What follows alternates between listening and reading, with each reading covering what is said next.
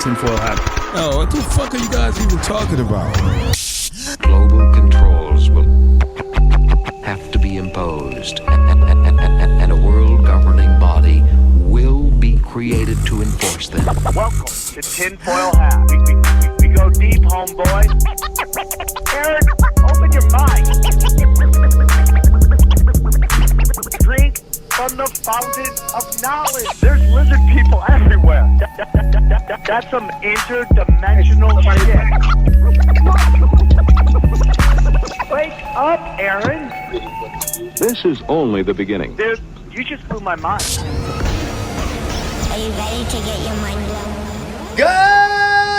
Good morning, Swarm, and welcome to Tinfoil Hat. You know I am, you know I hear him do. I'm here too. Join me as always, Xavier Guerrero, and on the ones, twos, Jay Nice, Juicy Johnny, live from the Wise Wolf Gold and Silver Studios. That's right, go to samtriple.gold, use the promo code Tinfoil and get in on the action. Price mail sent to you for as little as $50 a month.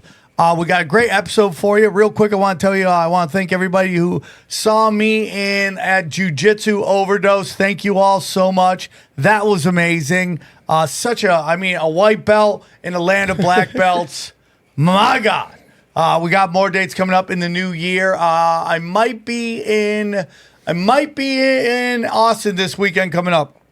I'll let you know. I am going to be there, but I might be doing shows. I don't know yet. So I'll let you guys know. And then get some dates. I got dates coming up for 2024 or 2025. Let's go, bro. And we got a great episode with you, up for you coming up. It's got, we got Payan breaking down just the global fear, okay? Like how they use fear to control us.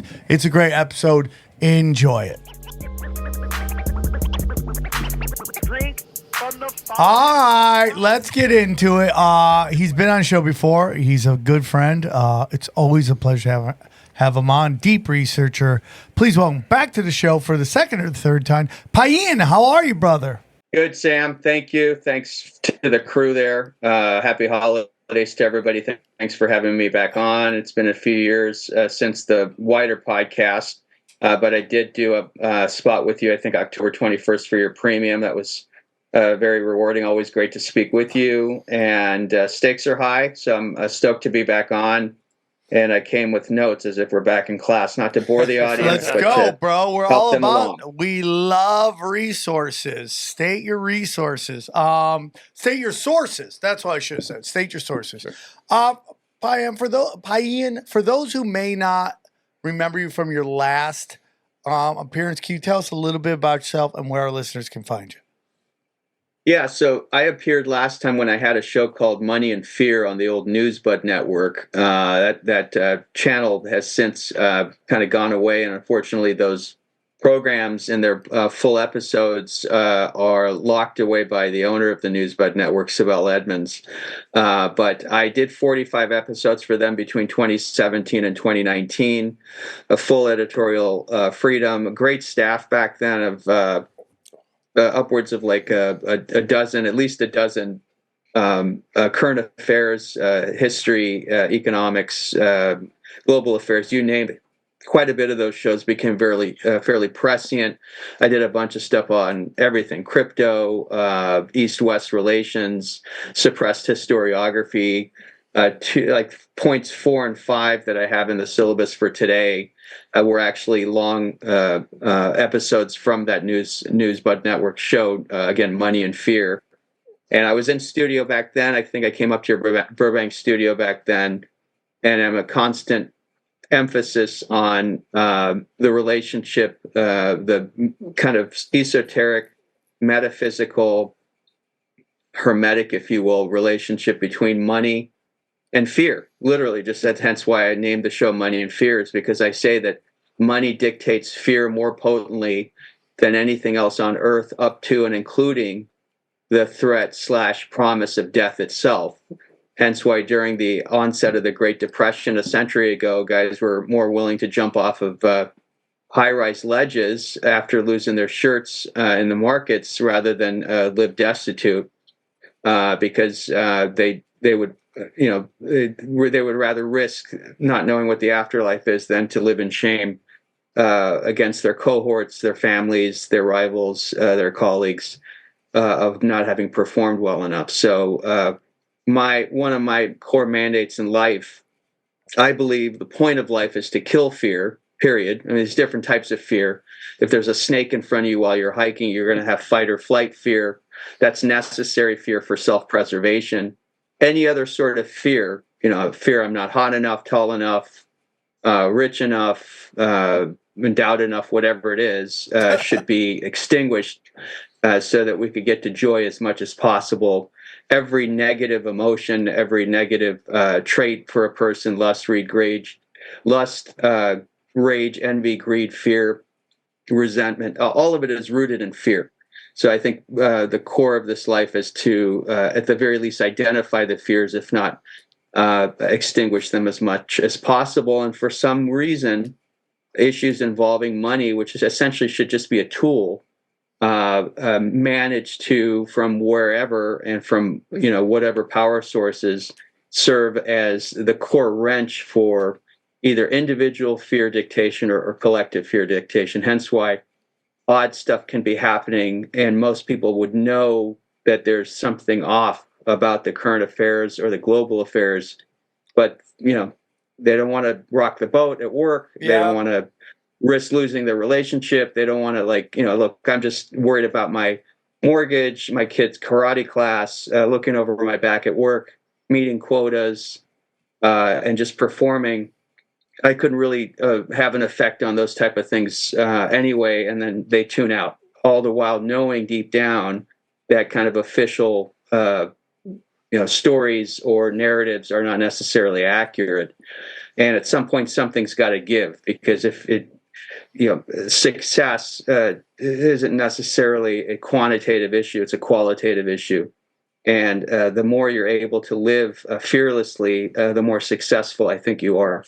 And I don't think these are just kind of, pardon the pun, pie in the sky phrases or concepts that are too woo-woo or too idealistic. I think they can be applied on a daily basis. So I just chose a few issues, some of them more than likely redundant with what you guys have covered on the show before with excellent guests.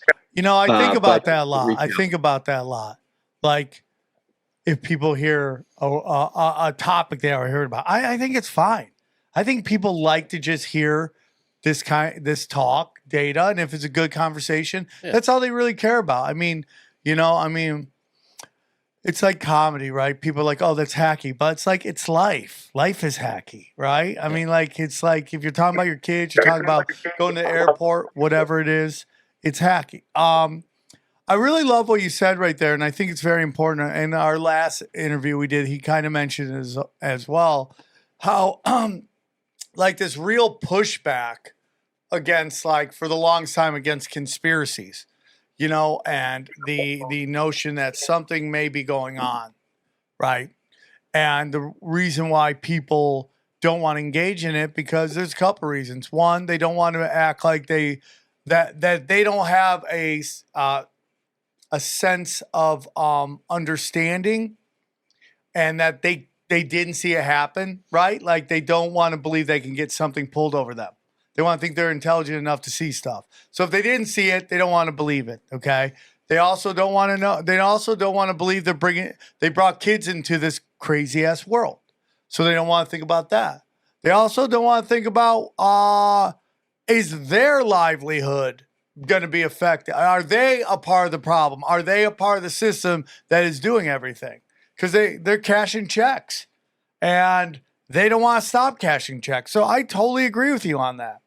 I 100% agree with you. And then they also think it's exhausted. They rather just go listen to an hour of television and get told lies, comforting lies, and move on with their life. That's really all they want to do. They think what we do is hard work. And I tell them it's not. Once you understand basic playbooks, you understand what they're doing. You understand it. Now, people like us love to keep going deeper, and we love talking about it.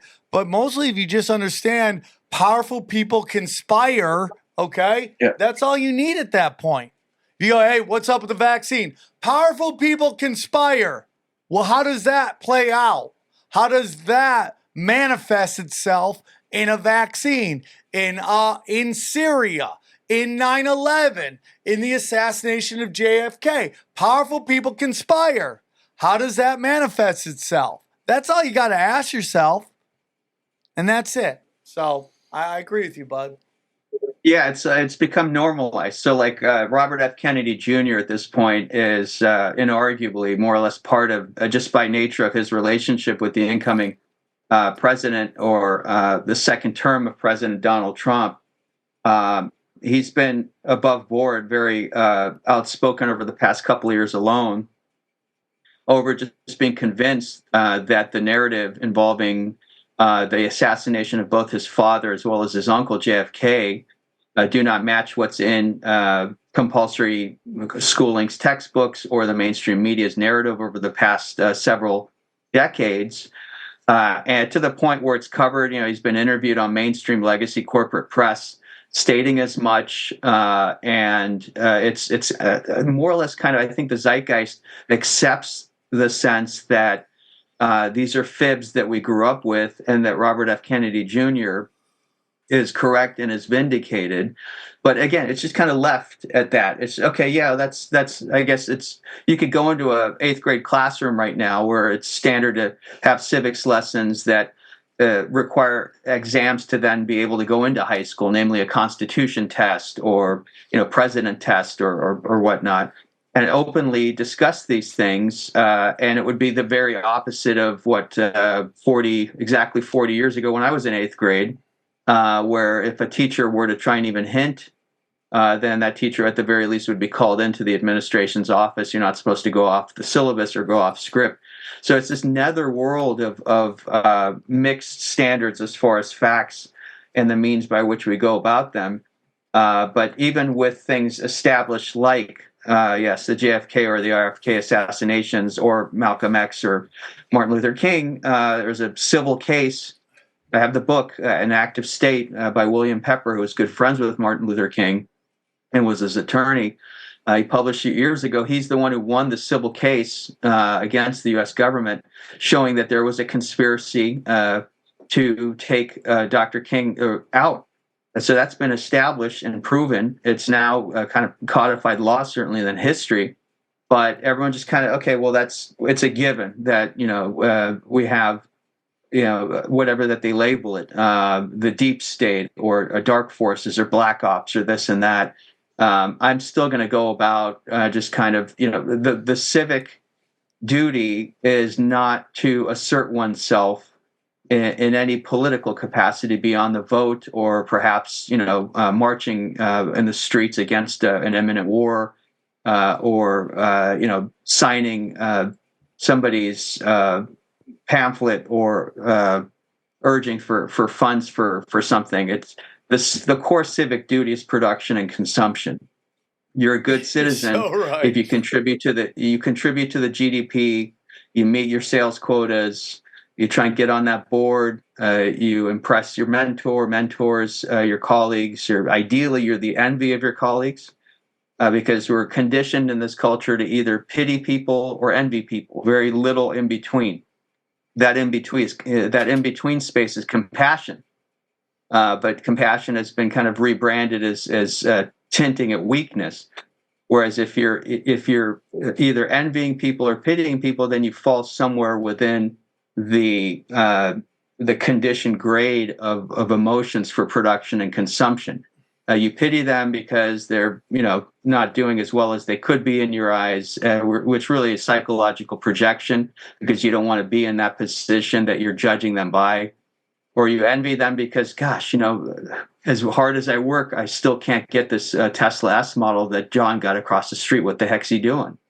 You're not going to be vocal about it, but it seeps into your subconscious and it wakes you up at 2 or 3 in the morning. Yeah. Go ahead. No, I'm with you, dude. Yeah. I'm with you. Yeah. So this is all fear conditioning, but fear. All of these other emotions that I listed prior. So, like for instance, greed.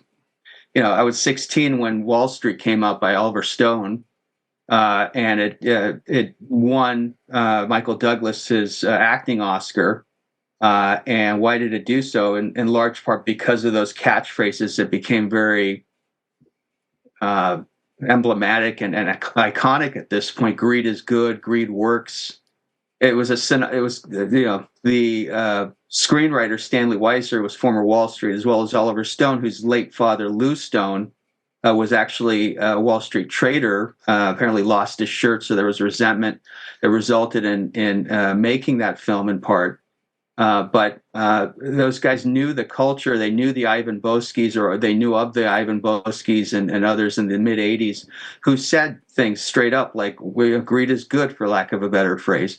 So what you saw on screen with that film came out of the headlines, and it touched a lot of nerves because of this what the go-go '80s were, and that go-go '80s never ended, even with the '08 financial crisis and the 16, 17 years since then of chronic unemployment and high inflation. It's those standards were set. So what is greed is good? It was a revamping of what Ayn Rand and a post-Calvinistic culture stamped into the consciousness of a growing America industrially. And greed is fear. I traded commodities like 13, 14 years ago, hard asset precious metals. And our then trainer was is this veteran finance guy, but he also had like a Buddhist side. So in one of his training courses, he actually said, for our clients that we trade on these commodities, you're dealing with two emotions, either greed or fear. But I'll be honest with you guys, greed is fear. And that always kind of stuck out to me because he went off script for a little bit. He was older. He didn't have as much stakes in outcomes per se, so he tried to nuance the education. It kind of flew over the heads of the others in our class, but it stuck with me. And when you look at it, Ayn Rand, for instance, through The Fountainhead, through her novels, through becoming a quasi-prophet figure for all of these supposed libertarians out there, what did she do hermetically? What did she do esoterically? What did she do magically or sorceress-wise via sorcery? She took greed and flipped it from being a vice to a virtue, to the point where, Atlas Shrugged. You're supposed to be a John D. Rockefeller or any of his offspring. You're supposed to be, in the current iteration, Elon Musk or Jeff Bezos or Bill Gates. That's why these public billionaires, as I call them, are pushed in our faces on at this point hourly basis with their liquid, their paper net worths. Today it was announced with a photo of Musk about to shake hands with incoming President Trump that for the first time an individual has broken the $400 billion net worth metric or ceiling or whatever you want to call it. And I'm just chuckling at that because it's probably 5 to 10 guys sitting there transatlantically punching buttons on their keyboards in order to assign his net worth, if you will, and that of anyone else, in part to distract from the true power structure that's out there, trillionaires per se, those that are responsible for the very meaning of the currency itself. You're so right, and, dude. You're so right. So it doesn't matter if Musk fell 120 billion this week because of this off-putting thing that he said, or because Tesla for this particular quarter didn't meet what its projections were or whatnot. It's the question. One of the shows I did for the Newsbud show was that the Forbes list or the Fortune or various Inc. or Wealth, these magazines that we grew up with that are right in our faces, just urging us that we're not working hard enough. They will list the annual billionaires lists, and they will then rank things and rank people like Musk here, Zuckerberg there, Gates there, Larry Ellison there, Bernard Arnault. These people and maybe like at the head of this cosmetics conglomerate out of France here. But they're all, again, they're the public faces to serve a couple of goals. First is to motivate the working masses because you're supposed to, whether you're 17 studying for your SATs or you are an MBA student at Columbia or Harvard or Chicago, Michigan, or Stanford, eager to make your mark when you get out of business school, or you're middle age and you're trying to wonder about your legacy or whatever it is, it's always supposed to be a sense of like, why didn't I reach that pinnacle, or how can I reach that pinnacle? So it's a motivating force to constantly list public billionaires and assign their net worths in a horse race scenario.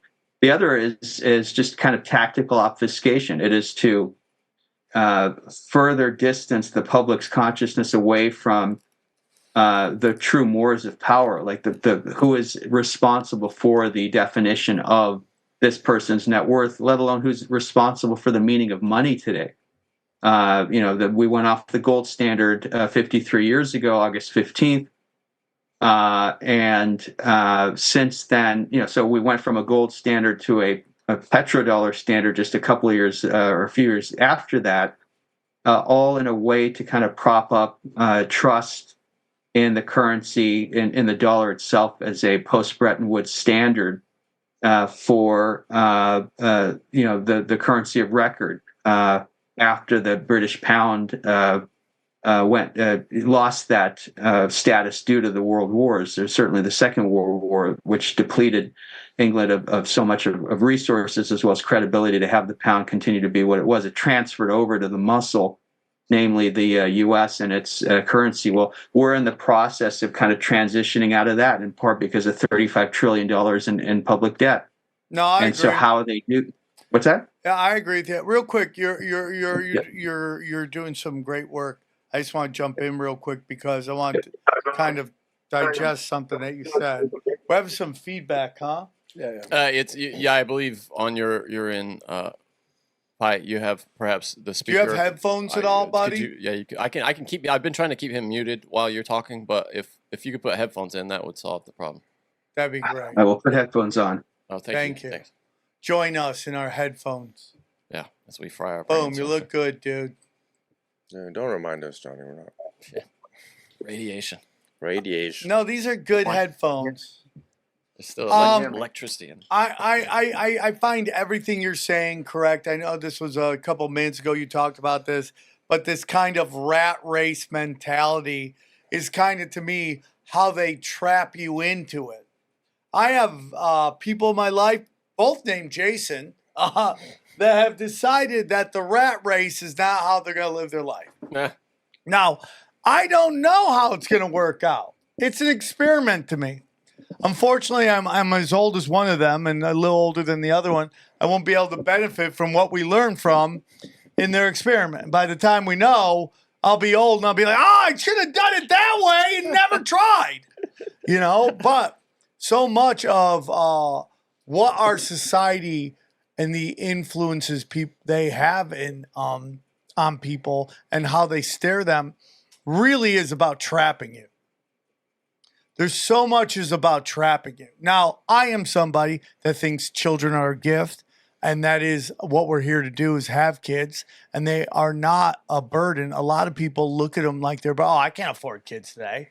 No, you find a way, okay? But like when we study how they treat doctors, right? Like they're always talking about cleaning up people's college debt, like forgiving their college loans. They never talk about medical school loans, ever. Because they need you to have that giant debt, so you go into whatever practice they want you to do, because that's where the money is. If you go outside of that practice, there's not a lot of money there at first because the system isn't set that way. Example, when you're a guy and you're going to college, and they're always like, oh, it's 4-1, 4-1, women to men. It's great. You're like, okay, what does that say about us as a society? And then you hear at the same time statistic that women carry 75% of the debt. You're like, yeah, because how much of that is college?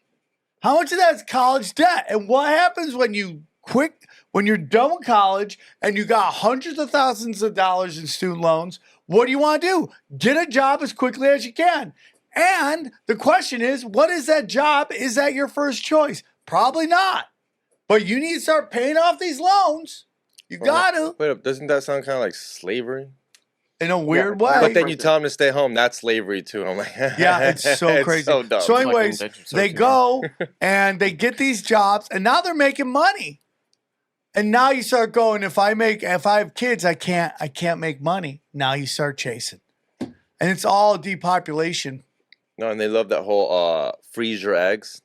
Yeah. Oh, freeze your every girl I know is gonna freeze her eggs. Oh, I'm gonna freeze my eggs. Oh my god. And it's not cheap either. So it's expensive. They've also ruined public higher education. So the affordable version of education, public higher education, they've ruined it. It's been infiltrated by liberal. Well, they've created stupid ass degrees that get you no jobs. There's no practical degree. Hey guys, real quick, I want to tell you about our good friends at Copy My Crypto. The crypto market is on fire. You got to figure out these coins before they pop, and there's no better person than James McMahon at Copy My Crypto. Let me tell you about Copy My Crypto. Dude, Bitcoin just went cuckoo crazy. Dude, and you know what happens when Bitcoin goes crazy? All the other coins go crazy. The meme coins, the shit coins, the cum rockets, they all go nuts, okay?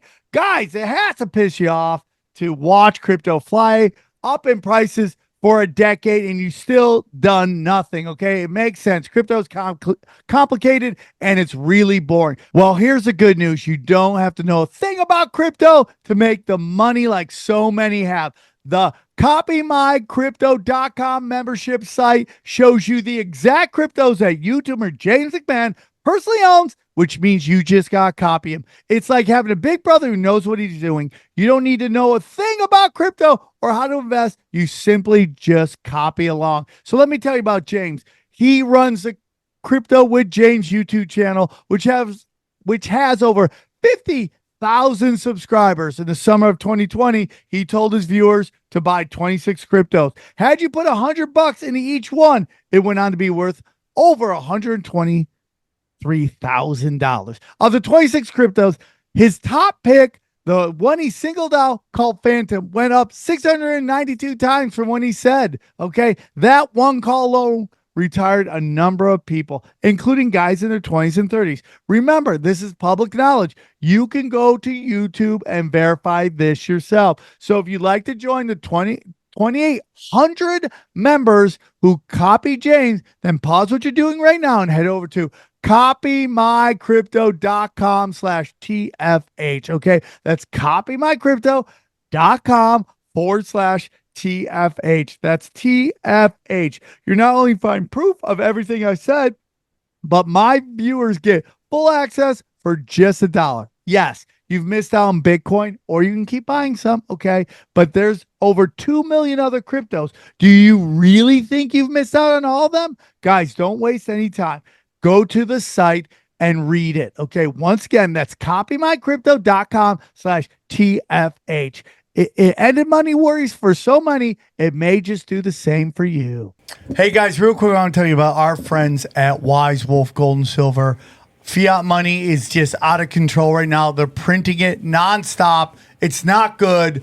Gold and silver, stable. Let me tell you about Wise Wolf Gold and Silver. If you're paying attention, you know that de-dollarization is real. Fiat is fake, and you don't want to be left holding the bag when the dollar collapses. Gold and silver have been money through all of recorded history and are an excellent way to protect yourself from inflation and geopolitical turmoil. That's why I trust my friends at Wise Wolf Gold and Silver for all precious metals, all things precious metals. I love it. I am part of the Wolf Pack. Every month I have precious metals sent right to my house, and I love it. See, Wise Wolf Gold and Silver is veteran owned and A+ rating by the Better Business Bureau. No transaction is too big or too small. You can even roll over your 401k or IRA into physical gold and silver. And if you think you can't afford precious metals, think again. With the Wolfpack monthly membership program, you can get gold and silver delivered directly to your door for as little as $50 a month. As little as $50 a month. You can have precious metals. You start loading it up, man. By the end of the year, you'll have a good chunk of precious metals. Dude, it's crazy. You just go to samtripoli.gold. You can see all the different plans they have. Man, it's like $50. Lone Wolf, Warrior Wolf, $125. Alpha Wolf is $250. And it just keeps going up. Sent to your house. Right there. It's that simple. It's that simple. Easy peasy. Get in, get out, get your gold, get your silver. I love it. I'm doing it. Dude, I'm telling you, all of these affiliates I use, and I use Wise Wolf gold and silver. I use it all the time. It's real simple. So if you want to get in, this is how you do it. Wise Wolf gold and silver also deals in and accepts Bitcoin. So here's what I need you to do. Okay, go to samtripoli.gold, promo code tinfoil at checkout to receive free constitutional silver. That's right. And remember, in a world of bulls and bears, be the wolf. Even on that point, stupid ass degrees. I was, first of all, over the past, I want to say 15 years, really kind of since the '08 financial crisis, and it's on YouTube. You will see videos of Elon Musk, Peter Thiel, who at this point is kind of like a weird right-hand guru to the incoming president, picked his vice presidential candidate, very influential, powerful billionaire with regard to macro policies and even global affairs, not just tech and all of that. But like these guys, Peter Thiel, Elon Musk, Scott Galloway, who's a tenured professor of marketing at NYU, in their business school, the Stern Business School, they're above board and ripping higher education, public or private, as being this kind of velvet rope, ridiculous kind of the equivalent of the Catholic Church 500 years ago is what Peter Thiel, likens it to, because they sell their sense of exclusivity, and yet the economy is not what it was in the 50s, 60s, 70s, and 80s. When, yes, you were required more or less to have a higher education degree in order to matriculate credibly into the workforce. And yes, you were more than likely to have a job and have certain types of returns. But coupled, multiple economic factors, inflation being a multiple of what the government states that it is, certainly since the '08 crisis, because of things like the price of high. I graduated from college 30 years ago, June, and what I was paying on a yearly basis to attend the University of California, that same institution, it's like anywhere from 3 to 5 times the cost to do so. Berkeley, which is technically theoretically a public school, is as if not more expensive than what private schools were charging back then when we were in college. So a lot of folks see the farce. It's not even necessarily a function of which degrees. So even if everybody was a STEM major, so your electrical engineering, mechanical engineering, civil engineering, aerospace, software engineering, computer science, biology, biochem, chemistry, mathematics, physics, even if, let's say, 98% of every college student out there, public or private, were a STEM major, you would still see this chronic level of unemployment. Hence why AI is being kind of shoehorned into the public's consciousness or subconscious, really, as a necessity because of almost an inbuilt chronic sense of unemployment approaching. So but we all grew up with that conditioning of you have to have a college degree, at least, 1 or 2 additional degrees in addition to that would really help you in addition. And yet, it's just kind of the blind leading the blind. There's a bit of punk rock narrative out there, and ironically from very powerful, wealthy people like Thiel and Musk and others, who are saying you don't even need a degree. You could, I criticize Musk routinely for a whole variety of purposes, but I completely agree with him on this point of when he says, learn to the problem or learn to the pain point or learn to the demand. So if you sense that there's a societal need or something that products or services are not adequately meeting, then you learn the coding or the Python or the economics lesson or the finance in order to try and provide a solution, and then take it to folks whose business is to fund innovation. And I think that's the best of what we have in our economic system is the ability to be able to innovate and ideally have like-minded folks help fund or shepherd along that innovation. Otherwise, everybody else is on a syllabus that is very long in the tooth and is inaccurate. And so, yes, if you have a liberal arts degree, that there's a bias against it amongst many employers. But then if you quiz those employers this way that I'm posing this, if you go to an employer, you go a manager and say, what if every applicant on your LinkedIn source or to your website or whatever was a physics master's or PhD, or listed all these certificates for Tableau and Python and C++ and is just like a master coder? They would have to fess up at some point and saying, well, we wouldn't be able to accommodate because receipts, revenues are down, uncertainty is up. We don't know where our business or even our sector is going to be in a few years, and nobody is wanting to yearn to actually define what fundamentals are. So it begs the question of what an education really is. We need to go back to thousands of years ago in order to, like raw punk rock being Plato or Socrates, and just like think for the sake of thinking, like think critically, rigorously, offensively, pose things that will cause people to become uncomfortable and start to sweat because it's lurking in their subconscious and they know they should be questioning. You're basically pricking a bubble of fear through rhetoric. And in that sense, what you guys are doing on the show, with the best comics who, as you well know, are philosophers, essentially just using a certain medium in a certain limited time frame to pose probing questions, are bringing us back to critical inquiry. So the Hickses, the Carlins, the early Pryors, very, very early Dennis Miller, guys that we grew up with that were thinkers, even Dennis Wolfberg back in the mid 80s or so. Like, it was funny, but you left the show or you turned off the TV and you're driving to work the next day thinking about the concept that they put forward. That is not being hacked, is a sense of, oh, there's humor lacing this issue that everybody needs, like Chris Rock's 96 special, where he differentiated between quote unquote black people and the N-word. It was a slap Classic, in the face. saved his career bit.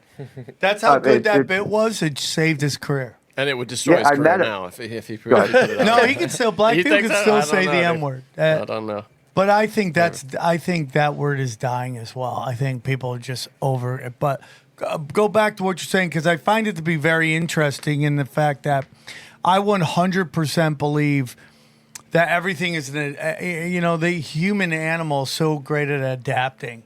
I tell you, I think you're going to start seeing a lot more independent contractors. People just starting to build their own businesses. In what field? In like the entertainment industry? Well, I mean, we're independent contractors, which I think is you're going to see a lot of people getting into. But maintenance, like entrepreneurism, yeah, like everything, like maintenance man. Who are they contracting with? Like, what do you mean, like? Well, they're independent contractors, meaning I would hire you to be a handyman at my house, house clean, all that stuff, making their own clothes, figuring out a way to sell their clothes on that. I think that is where it is going. Where I think people are realizing, and this obviously, some people go, not everybody can do that. I believe so. That we're just realizing that the corporate structure is not kind to humans in any way, and to invest 10 years into someone else's dreams with the ability just to fire you because a number, 1 or 0 didn't go your way, people are waking up to that. And I think that is the future. It's funny. That used to be an anti-worker mindset, what you're saying there. People used to want to be with the company and get the benefits and retire and support a family. But, I mean, they destroyed it. Yeah, those opportunities just aren't there anymore in that way. Some people need structure. Some people just want to go in to an already established structure where they can go in, they can get, here's your job, do this. And they just do it. And I get that. Because that's the easiest thing to do. And when you're off the clock, you're off the clock. That's the benefit of that. That is it. So when you become an independent contractor, You're exchanging a 9-to-5 job for a 24/7 job, but you are your own boss, and you get to call your own shots, call your own rates, all that stuff. And I do believe I think you're going to see more of that happening. And I think it's because they kind of have to, though.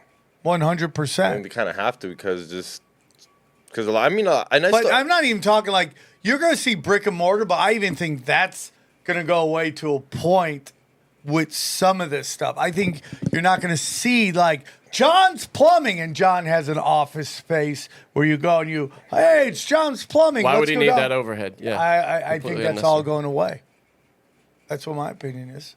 But yeah, plumbers are making mid-six figures. It's like you have to ask, like, wait a minute. I thought I was conditioned to look down my nose at those type of blue collar work. Well, why are they making six figures? Because it's a standard supply and demand, just very basic Econ 101.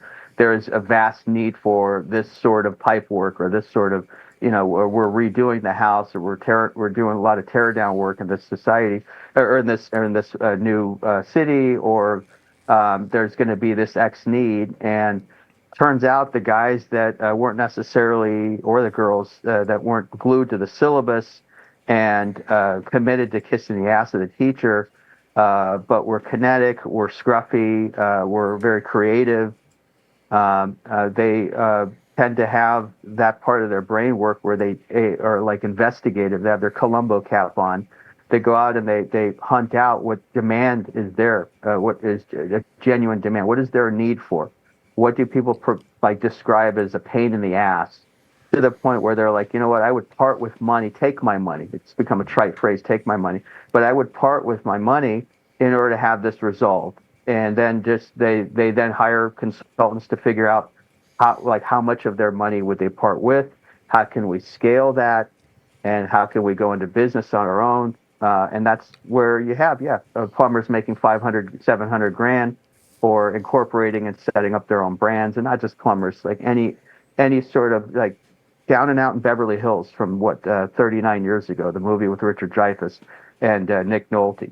If you recall, one of the subtexts of the plot was that Dreyfuss, being this wealthy resident of Beverly Hills, how was he wealthy? He was in the coat hanger business. It was like purposefully, tactically chosen as a boring business, and yet that's how Beverly Hills still is. That's how Bel Air still is. If you were legally able to go door to door knocking in Northwest LA or Brentwood and ask, excuse me, I don't want to probe. I'm just like doing research for my own sake and for students.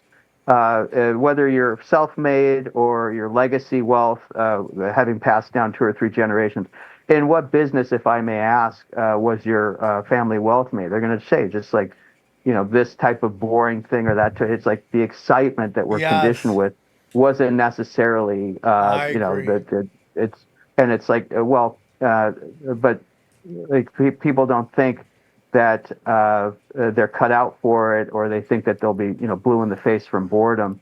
I tell you, you're not as bored when you are capable of being able to take care of folks and then give to causes and give in a way like Elvis just buying Cadillacs for random folks on the street type of thing, based on you're hitting it out of the park more than once. In large part because of boring businesses. I'm rambling. You know what show I love? I know it's kind of fake and it's reality TV, but Shark Tank. I love watching Shark Tank. These family shows up and they give you this idea. Sometimes they cry, sometimes I cry. But it's to an entrepreneur. But you still kind of admit that they went to they found something that we needed. Where sometimes I'm like, yo, we needed that, and they get it. What is the market? What does it need? I love that, and I do think that's super important. So I want to get into some of the stuff you wanted to talk about, too, about the masters of mankind. Who are the masters of mankind? But before we get into that, I want to ask you, do you feel it's inevitable? Do you feel whatever the plan is inevitable? Do you feel that we as a whole, and I do feel, we kind of talked about this on the last episode, but I really do feel that there is a waking up going, that there is let's take this this dentist guy who was on trial do you guys know his name? The dentist guy that was on trial in New York City for choking that guy, put him in a rear naked choke because he's threatening to hurt and kill people. Yelling, I don't want to go. I'm not afraid to go to jail. Daniel Penny? Danny Penny. There we go. Danny Penny. There we go. Thank you. And he was acquitted. And it seems like everyone but this small group of people that used to be a large group of people or a loud voice, which was BLM, everyone's going, this makes common sense. Everybody on the train was like, he saved us, including other black people, that this guy was going to get violent with people. He was yelling about getting violent people. He saved us. Now, this guy who he choked out, who his father, who abandoned him as a child, is now like trying to sue because he says he's lost, he misses his son while he abandoned him. He robbed me of my ability to make up with my son, whose childhood 100%. And so now even people are calling him out, which you wouldn't seen 4 years ago. No, I think you're right. So my question becomes like, do you think that the globalists, the mass of mankind, do you think their plan is inevitable? Yes and no. I'm going to be just very honest. Like I'm just, just some guy, quote unquote. I am one of you. I'm one of the many masses of kind of certainly Gen X, early 50s, trying to make sense of things, trying to weigh really the past 25 years alone, just the past 25 years of events, global events, current events, economic events, certainly health events, against the prior 20-something years of conditioning, whether through schooling, through media, through family, through society. And just wondering why there's such a dichotomy. And the most punk rock thing that I could do is read and be alone and contemplate and think. Again, going back to the time of the classics where most people are too afraid to just sit in silence. They have to have some sort of stimulus. I'm trying to condition myself to be as such and to sit and condition my attention span towards reading quite a bit of a book, and a book that is not superfluous, but is viscous and difficult on multiple different subjects. And I say that yes and no to your question because I am not fully qualified as either an esotericist or a hermeticist yet to be able to say absolutely it is inevitable because of X, Y, and Z, or no, it cannot be because of this scripture or because of this. Now, that's not a slight against the religious or the evangelicals or by the book folks within any religion at this point, whether they go by the Bible, the Quran, the Bhagavad Gita, Eastern mysticism or whatever. I'm a student and I'm wanting to weigh things with critical capacity, knowing that the conscious mind, what is the conscious mind? My conscious mind knows that I'm on a show right now. It's dusk. I have headsets on, whereas I didn't half an hour ago. These are conscious things, conscious awareness. The subconscious mind doesn't know time and space. When you're in REM sleep is when it's at its go level. That's why you have pink elephants or your third grade teacher being mean to you or this chick saying no. Like the subconscious mind is purposefully random because it is an entire eternity, a seabed of other things that lurk with the reality of most of our lives. That subconscious mind dictates our habits and trying to get to a subconscious awareness of things, not just for self-enlightenment, but to be able to answer your question much better. That's a little long-winded, but I'm trying to be above board and honest and saying. Guys, listen, it's the holidays. Everybody's running crazy. We don't have a lot of time to make big meals, and that's why we love our good friends at Home Chef. Let me tell you, quality ingredients, quick, easy, fun. Let me tell you about Home Chef. Listen, you know I'm all about my meal kits. I love my meal kits. You know, got me through, especially when my babies were young. I used to love the eat meal kits. Okay, the fact that I can enjoy a delicious meal without spending forever prepping and cooking is why I choose Home Chef over the others. Okay, their meals are easy, even for someone like me who you know is never gonna win Top Chef anytime soon. Okay, Home Chef delivers fresh ingredients and chef designed recipes conveniently to your doorstep to simplify your cooking experience. Okay. Users of leading meal kits have rated Home Chef #1 quality, convenience, value, taste, and recipe ease. Whether you prefer classic meal kits or pre-portioned ingredients, quick 30-minute recipes, oven-ready options, microwave meals, or a dedicated family menu, Home Chef has everything you and your family needs for hassle-free, delicious dinners. Home Chef has over 30 options a week and serves a variety of dietary needs.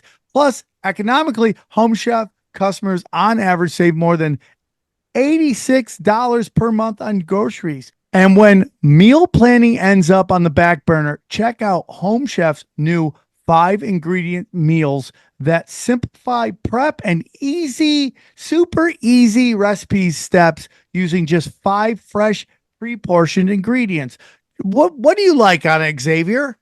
The last one I had was this one. I'm about to click on it. Asian style steak noodles, and I had to use chopsticks. I felt a little foreign. Yep. That's different. That looks good. That looks real good. Dude, damn. You know what? You would have loved this one. This Canadian bacon smoked beef Gouda. Look at that. I would get in it. I would win it. I'm not afraid of that at all. Good. Yeah. Johnny, do you like any of them? Yeah, I love Home Chef. I love, they have this shrimp bruschetta risotto that was delicious. We especially love that one. They also have a few really good steak meals that I enjoy. All day, every day, I'm all about. So here's what we need you to do. For a limited time, Home Chef is offering my listeners 18 free meals plus free dessert for life. And, of course, free shipping on your first box. Go to homechef.com/tinfoil. That's homechef, CHEF.com/tinfoil. That's homechef.com/tinfoil for 18 free meals and free dessert for life. Come on. Homechef.com/tinfoil. Must be an active subscriber for the free dessert. Thank you. Okay, we understand you're not an expert, but what is your feeling? I think there's a lot of things that are inevitable because the very concept of prophecy, you're dealing with higher level magic. So 6th grade, there was a Mr. Tankersley at Geisler Middle School who was my core teacher, and on multiple occasions for us as 11-year-olds, played, if any of you remember, Sam perhaps because he's closer to my age, that documentary that had Orson Welles as the narrator that covered Nostradamus. It was made in, like, I think 1981. Yeah, I remember that. Yeah, and so, you know, very spooky. We were scared the crud out of a lot of us, partly because it's Orson Welles. But it was, you know, discussing this guy who back, you know, hundreds of years earlier was calling things to a T.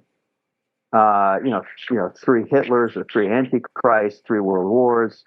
But it was like this cartoonish presentation in an exoteric capacity. Well, of course, because you're giving it to kids. Nevertheless, that particular teacher, in hindsight, more than likely had interest in the occult or these issues and wanted to palatably share it to spice up education at that level in a public school. Now, at this time, knowing what I know about Nostradamus, who is a very adept occultist and Kabbalist,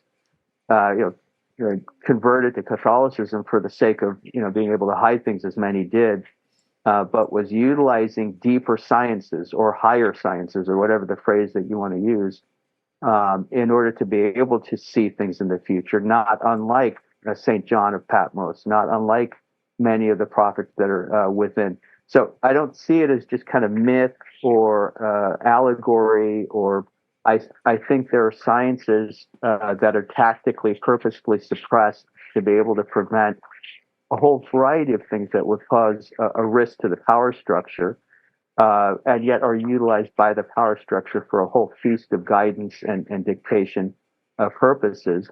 So one of the things, the questions that I had posed, and it's in notes, by the way, Johnny, I sent you the PDF right as we were going on air, is question 3 out of the 5 questions that I had, or the 5 points that I put up, is World War III inevitable? I don't know, but just the past several years, I didn't know who Albert Pike was from Adam, even as of I would say maybe a decade ago, even though there was this monument or the statue dedicated to him in the heart of Washington, D.C., even though it was this pivotal figure during the World War, this very high-ranking Freemason, but was not in any of the textbooks that I grew up with, either K through 12 or college for my political science and social sciences undergrad, or in grad school. It just kind of, it's for a certain particular type of audience of adepts. Well, with the internet, things, it becomes a little bit more democratized, and you get a sense of not only who he was, but his book Morals and Dogma, of which I have a old 1920s published copy of, as well as this thing floating for many years of his supposed letter that he wrote, that's dated, tellingly, August 15th, 1871, which is exactly 100 years before August 15th, 1971, which I cited earlier as the date that Nixon took us off the gold standard. I don't know what sort of coincidence that entail, considering what going fiat has done, turbocharging a whole feast of mandates. But August 15th, 1871, he put this letter out to another high-level Freemason in Italy, Giuseppe Mazzini, stating that there will be 3 world wars. Now, there's been plenty of commentary online debunking that, partly because just the language used in the letter, he's using words like Zionism, which technically, kind of did not exist in a zeitgeist or public knowledge or press or political capacity then, as well as Nazi or Nazis, which certainly did not exist back in the 1870s.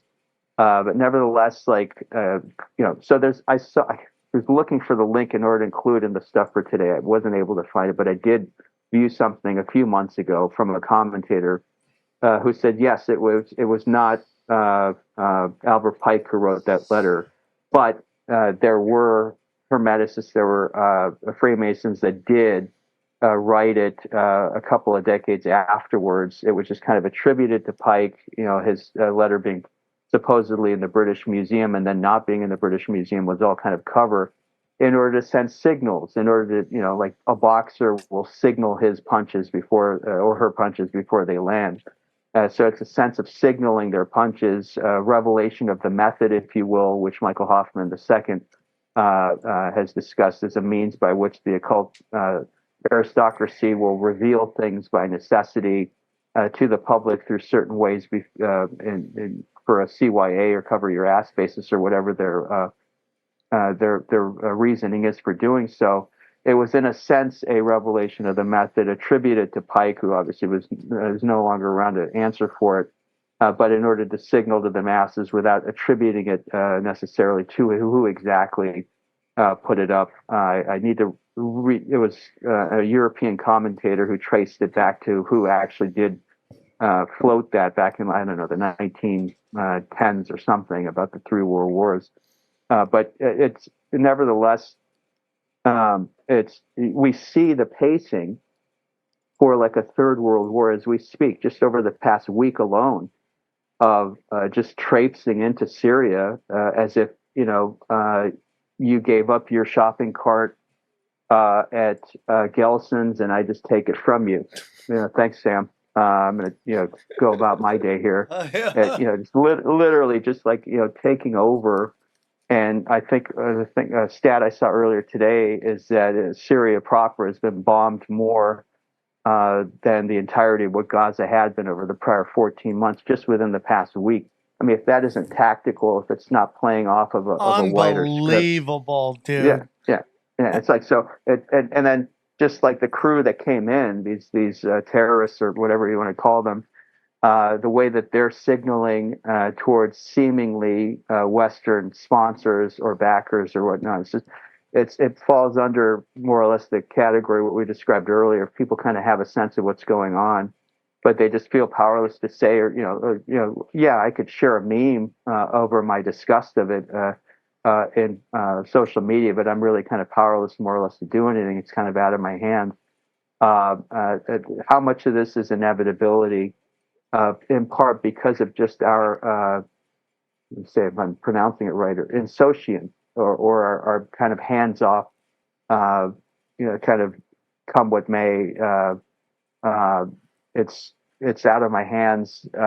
It's from the detachment of political involvement by the public that it becomes an inevitability versus the will to power, the sense of no, enough people are awake to things, and you have crews that are dedicated to sniffing things out in all sobriety. And this guy that just shot the CEO in Manhattan. Okay, it's you're considered crazy for questioning even this acute narrative, because look, it's they caught him. Like he was leaving these signals. Why do you have to go to these dark rabbit holes where it seems like a pretty open and shut case? Well, because there's all these other aspects involving that particular firm, United Health, all the insider trading, very big dollars involved as far as stakes, not just with regard to that CEO, but if you understand a sense of monetary history or corporate history, and just the sense of what Sam said earlier, as far as like conspiracy happens. It's a necessity. It's synonymous with political science in many ways. Like if you have a sense of nuance based on your awareness of history, at the very least you're going to be like, okay. Let alone just little things like this 26-year-old guy. Like immediately he has a manifesto. He didn't ditch his gun. He managed to get so away crazy. through The one whole of the thing most makes no sense.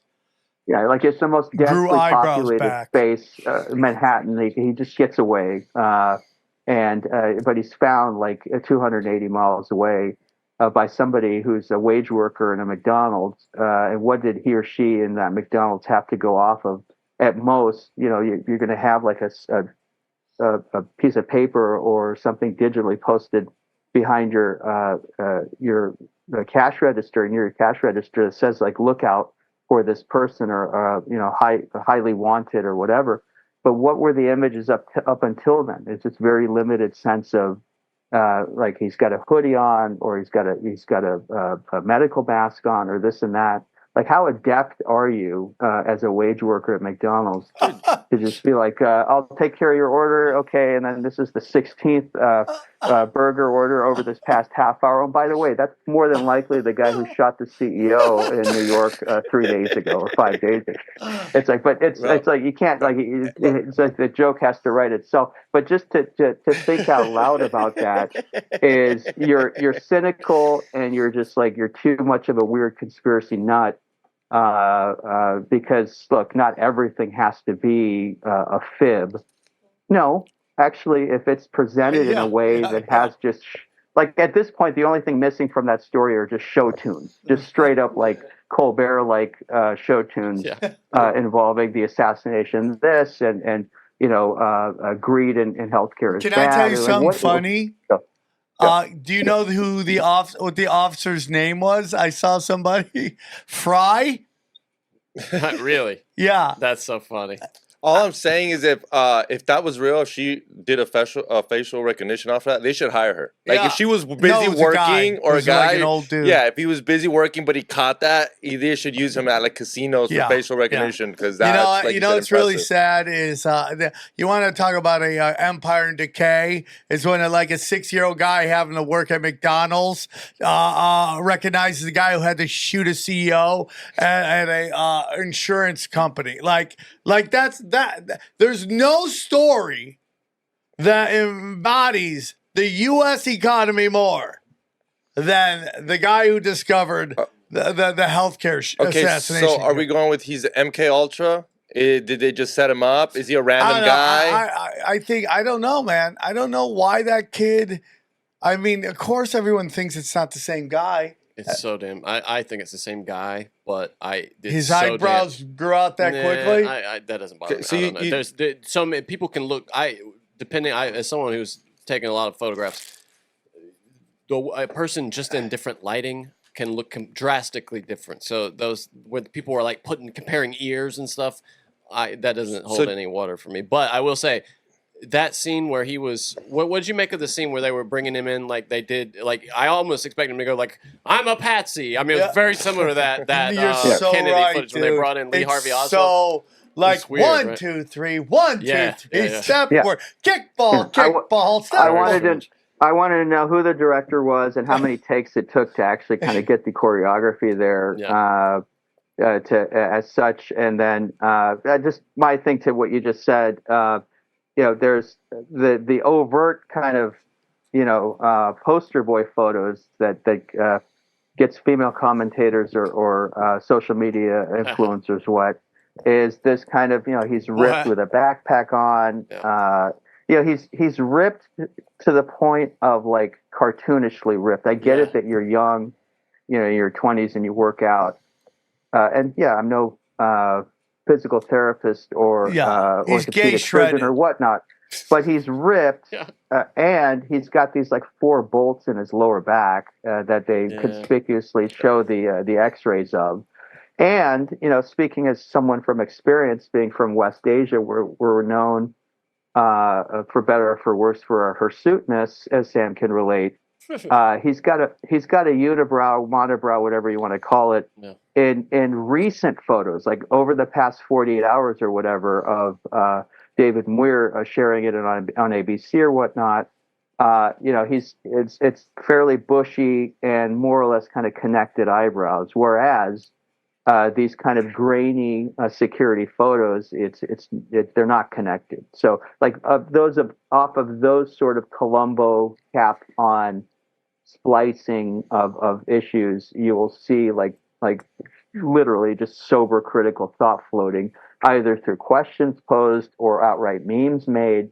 And that, I think, is one of the positives of the current times that we live in, is for this democratic sense of, I say democratic because if the meme is strong enough with its potency of message while being brief, the brevity is synonymous with a meme, then it really kind of checks this cornucopia of multi-million-dollar legacy corporate media a redundancy or production, and opens up to critical inquiry into why, if it were to be a setup, what are the stakes involved for those that are setting it up? Like we need to be able to kind of teach kids, in my opinion, to think in the sense of like 3 or 4D chess, to weigh things as if they're the investigator on the beat itself. But to answer your question, I don't know if he was solely acting alone right now. I don't know if there was a conspiracy in order to silence him and or to signal to other high-level, C-level executives across the healthcare supply chain, not just the insurance companies per se, but big pharma or hospital administration or this and that, of things to look out for. Well, there's a piece in Fortune or Forbes or something on my feed from this morning stating that one of the things reverberating from the assassination of Brian Thompson, former CEO of United Health, is that you will see more executives not wanting that corner office. Like, oh wow! Well, not only that, a lot of executives' names got taken off list. Yeah, they're done. Now, do you think as a CEO that I'm like passing these laws or whatever, or you think I want people to know that who I am? That's why they killed that guy. And now I bet you all these people have securities. All these CEOs are walking around. Are you saying that that websites have stopped like listing publishing? They stopped listing the executives and whoever's big deal. Because I mean, after that, that's how that kid found out. Probably. Imagine knowing who that is after a picture like that. You'll be able to find it somewhere. Oh yeah, if you look at because Wall Street depends on that information. Who is this guy? So they're kind of caught. They can't just go, oh, we have a guy leading us. Well, who is it? Don't worry about it. Yeah, no, that has to be public. Yeah, for public Yeah, companies. I mean, they're going to find it, but they're freaking out instead going, maybe we should think about our policies a little bit more. Yeah, no. Maybe like we're not going to nicer. stop rat fucking people. We're just going to take their names off the website. Yeah, That's great. Man. It's so, it's just like, but none of this makes sense because this kid has too much going for him. He was rich. To throw it all away It's like bizarre. that. Dude, you got jizz gutters, dog. I mean, you're like so shredded. Yeah. Actually, did you say MK Ultra? I mean, yeah, it feels like something like that. Yeah, and it's just like you have 130 IQ, which Johnny, that's pretty high, right? That's good, yeah. 130 IQ. You're valedictorian, and you've decided to keep the gun because what you forgot how to 3D print another one. Weird.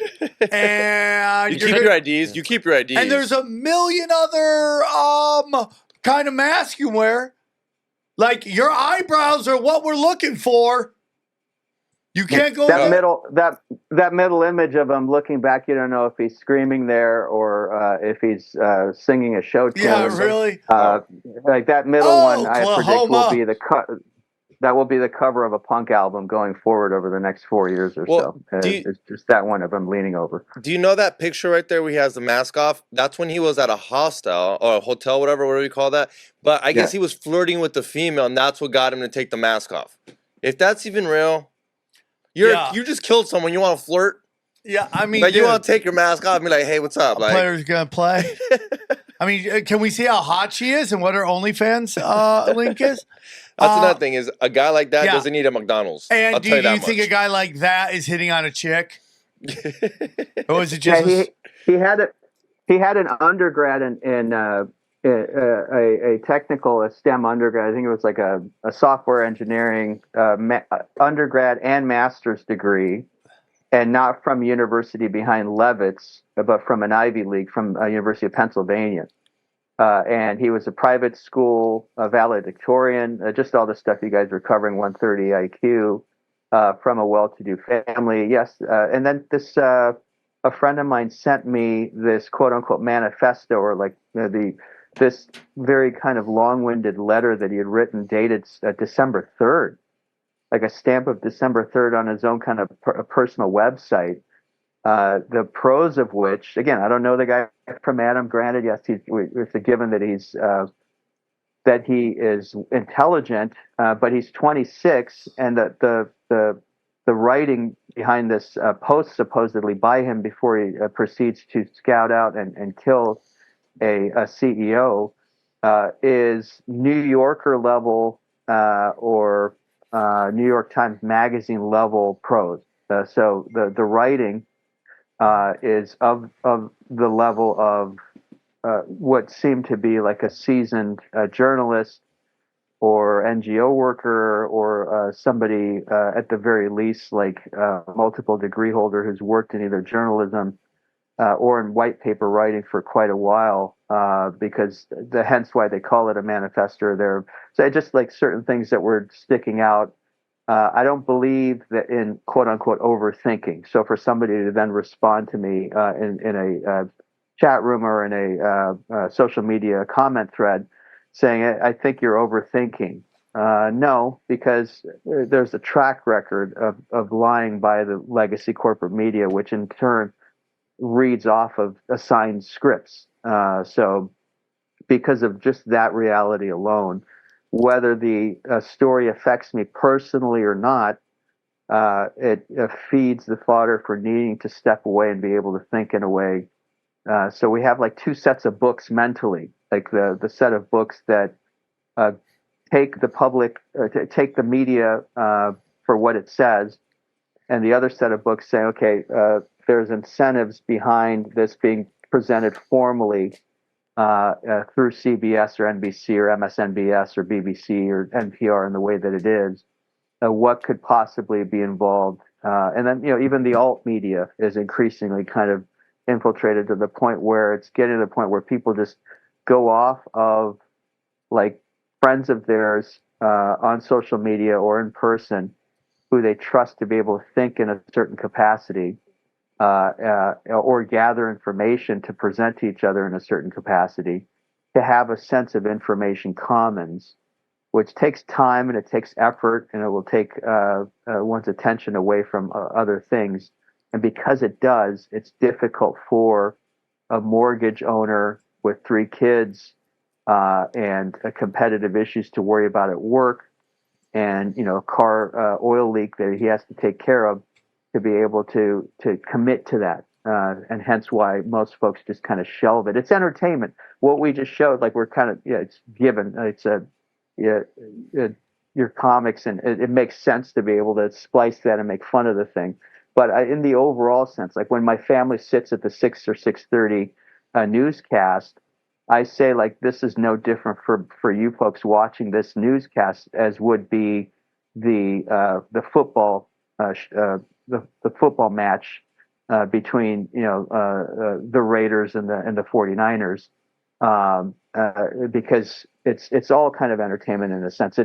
You are detached as far as you're going to get emotional over something, but it doesn't affect you directly, and thus it is most of this. Even Syria, it's like, or Libya 13 years ago, or Gaza, as tragic as the images are over the past 14 months.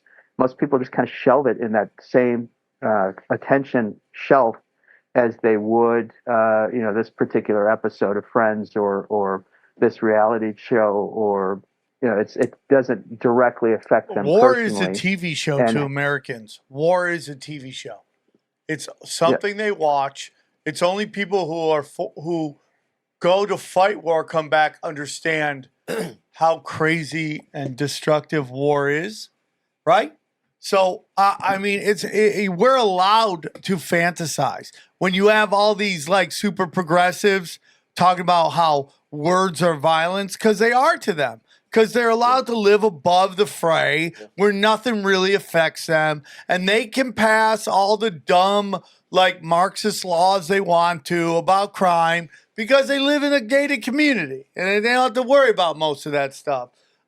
It's just the truth, and the thing I find so interesting is the reaction of the establishment to the assassination versus, let's be honest, what most people are reacting to the assassination, which is, hey, dude, it sucks that somebody lost their life, but these people are scumbags, right? And a lot of them, and some people are like, what he does to people with their policies and approving and denying is the equivalent of murdering somebody. And how a lot of people are looking at this guy like, hey, man, like, we're looking at him like a real life taxi driver. How do you see it? How do you look at it? You think he did justice for everyone else? Let's just say, if we assume what was presented was real? Yeah, that guy had a back injury. He's upset. He finds out that for some reason the surgery didn't go through, and he finds out where this guy works, lives, waits for him, shoots him, and that's that. Let's go with that. No MK Ultra. The narrative. I think it's tragic that someone lost their job, but I think that these CEOs have gotten out of control. They're out of control how they treat their clients, customers, the American people. That's what I think. And go on. I think it goes deeper. I didn't know Brian Thompson from Adam. He was a couple of years younger than me, but more than likely it was every other guy on my football team back in high school, or on my track team, or in my debate team or whatever. Obviously ambitious. He was making $10 million a year, and in his early 50s. And without going through his resume or CV, I would only guess that he was high achiever for his whole life. One of the things that stood out to me after I saw the news piece, and then having a brief description on the news of who he was one has to be cautious of being too ambitious in this culture at this point. And that kind of maybe matches what the Fortune piece that I referenced earlier said. Is, this guy was seemingly in his own mind doing everything right, or everything in this kind of post-Ayn Randian over at ambition achievement oriented culture to reach the apex. You know, being a CEO of a multi-billion-dollar corporation is more or less it's the American dream. More so than just simply owning property or whatnot is the apex of being at a corporate pinnacle position. And yet, you know, at that time of the morning, even, you know, just a lot of folks are just getting ready to go to work. He's suit and tie at the Hilton in Midtown Manhattan, going to present at one of his corporation's, you know, at a conference where his corporation is a co-sponsor and one of the presenters to, literally checking off all the boxes for doing what the society deems as needs to be done. And either he becomes a sacrificial lamb or a fall guy, or just a very bad luck to have been wrong place, wrong time, discourtesy of a guy who's become unhinged, if we're going to go off of just the pure narrative. But he was conditioned, like Brian Thompson, is like every other guy as far as like doing everything right, or as told to do everything right, to overachieve and to be in a position. And so from his purview, he's providing a service. His company's providing a service. Yes, they declined a lot of claims, but it's the nature of the beast, and he's you know, producing for his shareholders and doing everything right. The timing of this killing, right before a Trump administration that ostensibly has a Robert F. Kennedy involved, and a crew coming in basically to supposedly quote unquote clean house, or to hold the CDC and the FDA and these medically tethered regulatory bodies to account. That also kind of stood out to me, is the sense of could this be tactical for optical reasons, given the, you know, so what Sam said as far as everyone's like, well, that guy deserved it. You know, these CEOs are raping us. Like it's yes, but you know, to set that up as like a volleyball set for the collective zeitgeist consciousness, what is the spiking of that volleyball? Then is within 2 months from now, Robert F. Kennedy comes out and says, you know, we're going to strip the entire CDC of X and Y, and we're going to hold these people to account for what the COVID claims were. This and that. It's like it just, there's a lot of screenwriting, especially by neoconservatives. I've studied neoconservatives since the going to war in Afghanistan 23 years ago. And I joke they're failed movie scriptwriters or screenwriters, or from certain purviews they're successful movie scriptwriters, because the scripts that they're writing now are for vastly different stakes than just having great box office receipts. They involve the collective shift in consciousness for entire nations or regions, continents, or epics for that matter. So even Trump, you know, Trump, supposedly this maverick who is going to come in and drain the swamp, which was the same narrative as his first coming into his first administration in 2016. And it's not the case. I have at least 20 different links off of legacy corporate media or off of magazines like Foreign Affairs or Commentary or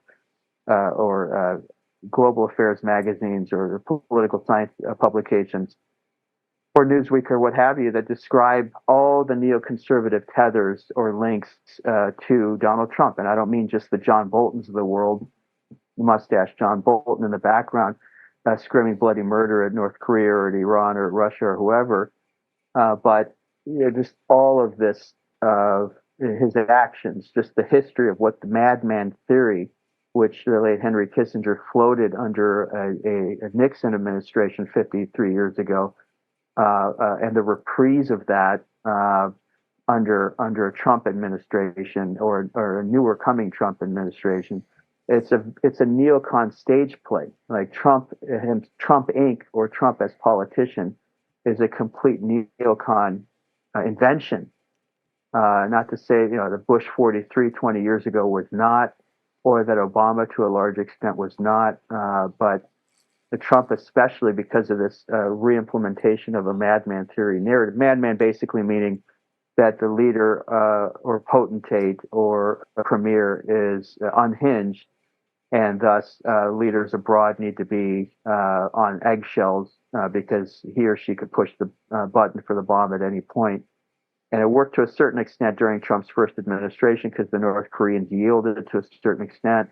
They killed Soleimani, the Iranian general responsible for cleaning up a lot of the ISIS and Daesh terrorism across West Asia, and just the unpredictability factor. Ooh, like we can drone this guy or we can kill this leader. So you're going to see a lot more of that for tactical purposes, but it's not because Trump himself is sitting there going, you know what, I feel like it's probably time to hit this Central African country. No reason. I just feel like, it looks ripe enough for taking.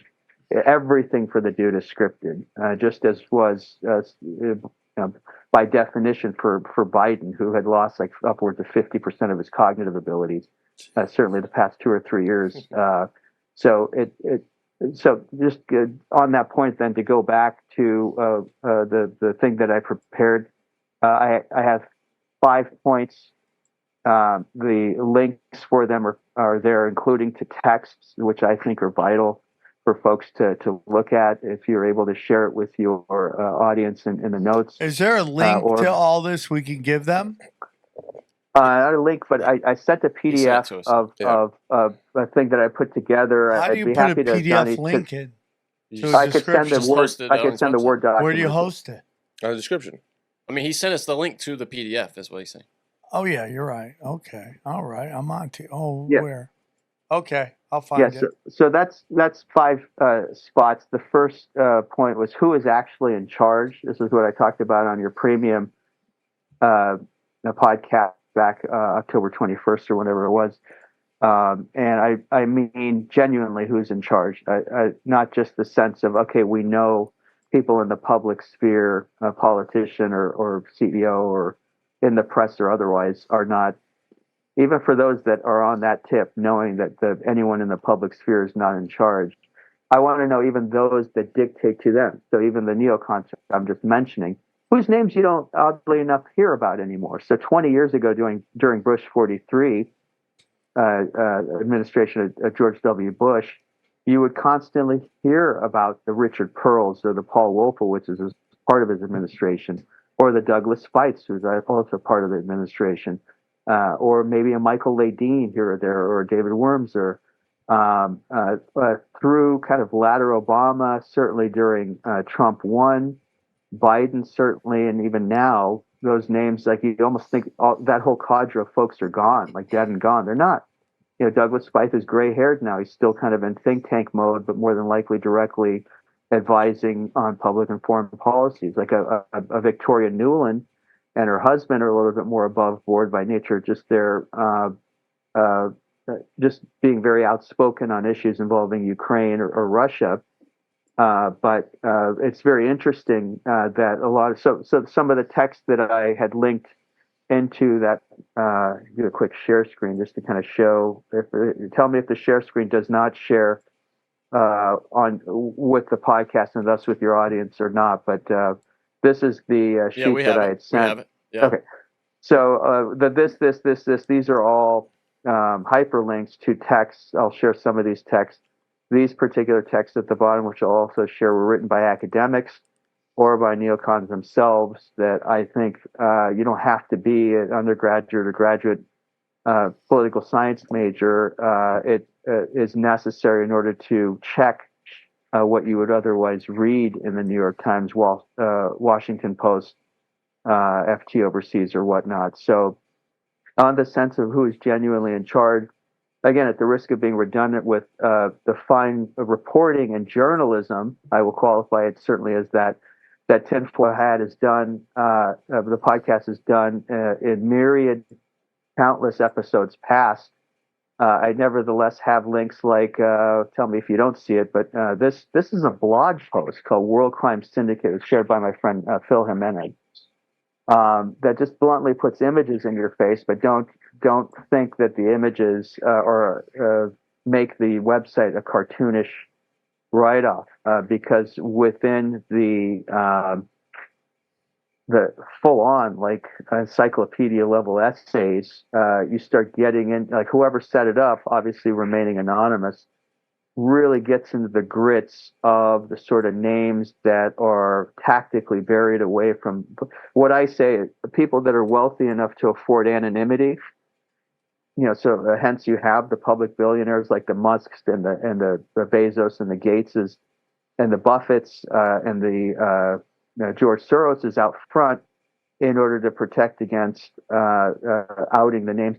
And even kind of at this point, the trite mention of Rockefeller, Rothschild, Kennedy, Astor, DuPont, those are easily findable. This gig, gentlemen, like this goes raw punk rock.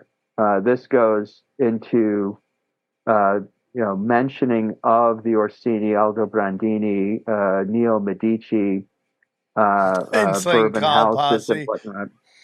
What's that, Sam? In the middle of all these incredibly rich white people, there's a picture of the insane clown posse. Yeah, which you're like, what? It's listed because it's a tease. So you have Eminem there. You have early Al Pacino, Robert De Niro, obviously Weinstein, Trump, Insane Clown Posse, alongside Karsten. This guy's the head of the Bank for International Settlements. It is a purposeful daiquiri mix, Marilyn Manson and Johnny Depp, because whoever wrote it or the folks that did write it do the kind of, for what it's worth, their diligence in connecting dots. So the folks that they claim are very much the power structure behind formal corporate Hollywood. As you can imagine, those that flipped the lid when the late Stanley Kubrick had finally that a screening of Eyes Wide Shut for Warner Brothers 25 years ago, just literally days before he croaked. Like the sense of not just like, okay, who was head of Warner Brothers back then, but kind of getting into the grits here as far as like who within Venice or within this particular part of this canton in Switzerland is responsible for either Warner Brothers per se, Warner Discovery at this point, or the compendium of legacy corporate studios for that industry, or who's in charge of this sense of finance. It just goes to town. So it's even for those that are open to alternative information, but want some sense of like citation friendly, especially for that crew, like myself, who are conditioned by grad school, paper writing in a certain way to have citations, footnotes, endnotes, evidence and paper trails. It has enough work put into it that even if it were fictitious writing, it nevertheless is dropping truth bombs in the way of just mentions of names in a way that it's other things that I've found online is difficult to match it for the volume of prose that's on there. Otherwise, text that you folks that either seen or not seen in the past, John Coleman's Conspirators Hierarchy. In this, it's straight up, and parts of it talks about a wider tactical global depopulation measure. Of course. In order to bring, but this is, it's a paperback that's available on Amazon. And my buddy just got this. The Committee of 300. Do you know that the owner of the Clippers is in the Committee of 300? Wouldn't doubt it. Yeah, and not Steve just Ballmer. Clippers, Isn't that crazy? You should have found a new team to root for, Sam. Yeah, really? Well, no. I need to, dude. If the Lizards run it, we're gonna win. Blood money. Oh, I see. So if they do things you like them to do, then I'll take a winning basketball team from a Lizard. Blood money. Yeah, as if the Supersonics or the Knicks are not owned necessarily by Lizard folks. But this is it was a decent read that was published a few decades ago, and there's Coleman, the author, in keen videos on YouTube or elsewhere summarizing points. But it's I think an important kind of intro book of sorts that matches theses of books much older at the end of this list that I'll also show. So keep Conspirators Hierarchy in thought and for the last link of this series that I'll show you. This author I discovered about 14 years ago, while I was trading commodities, not ironically or coincidentally. Joseph P. Farrell is a PhD from Oxford in history. He's more frequency of his discussions online with the likes of Catherine Austin Fitts and others. I collected a feast of his text. His writing style somewhat is kind of all over the place. Maybe that's just due to his academic background. But he takes gloves off in these books that are, at this point, between a decade and 15 years. I probably have 6 or 7 of his texts, not all read, but I went through this one like with a fine-tooth comb, as if there was a paper due in history class for it, marking it up, highlighting it, and whatnot, because it was so germane to what I was doing at that time. So he wrote Babylon's Banksters. He wrote Financial Vipers of Venice, which got into more of the metaphysics, the magical aspects which people just kind of roll their eyes like, what are you even talking about? I know, bro. Yeah. I know. Those that say, what are you even talking about, have their Series 7 or 63 or 66 or CFA or CFPs. They have done the medics equivalent of sweat equity in order to earn degrees and or certifications to get ingratiated into the formal financial structure, working at banks or at consultancies or at private equity firms or whatnot, and thus it doesn't help them to know too much.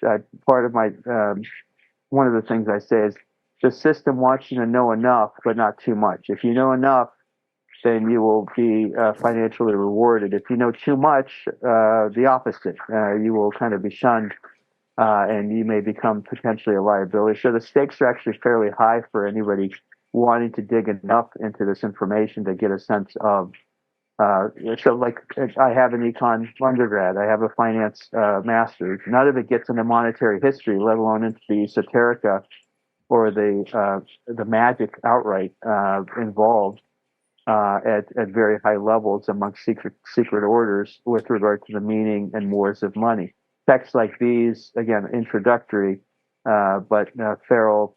I agree with all this, dude. I totally agree with all this. Yes. I think it's spiritual. I say it all the time. Joe Rogan got real quiet when I said, dude, they're hardwiring mysticism. Nobody wants to believe me. Dude, talk about speaking Chinese to people. You start talking about how they're using magic. They can't comprehend it. I think hand magic and David Copperfield and all that stuff is just a smokescreen to get you not to believe in mysticism.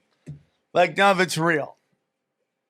I can tell you that David Copperfield is the worst show in Las Vegas. He's still doing it like the 80s. Really?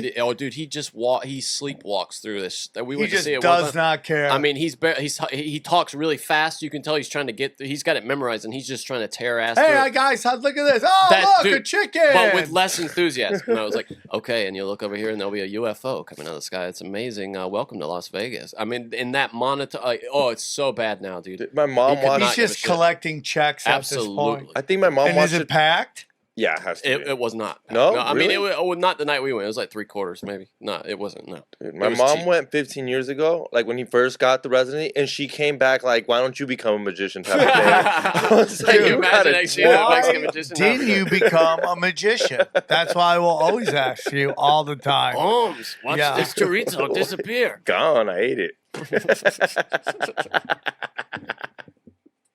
Yeah, you're absolutely right that there's different, so there's the hat trick magic, there's the rabbit out of a hat, there's the cutting of your girlfriend in half, which I think Copperfield did do back in 94. So it ended up in a Go-Go's lyric.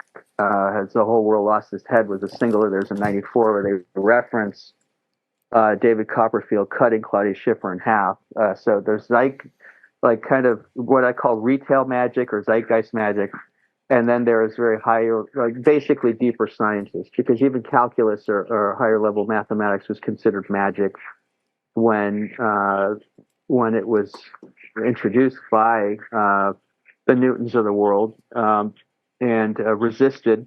Now it's just established science it begs the question over if these higher level practices will eventually be deemed as science. But one of my points is there's more information available now than in world history, any time in history, if one is capable and willing to investigate and get a sense of if they're curious enough. So true wealth comes, and you don't want to be smart in my book.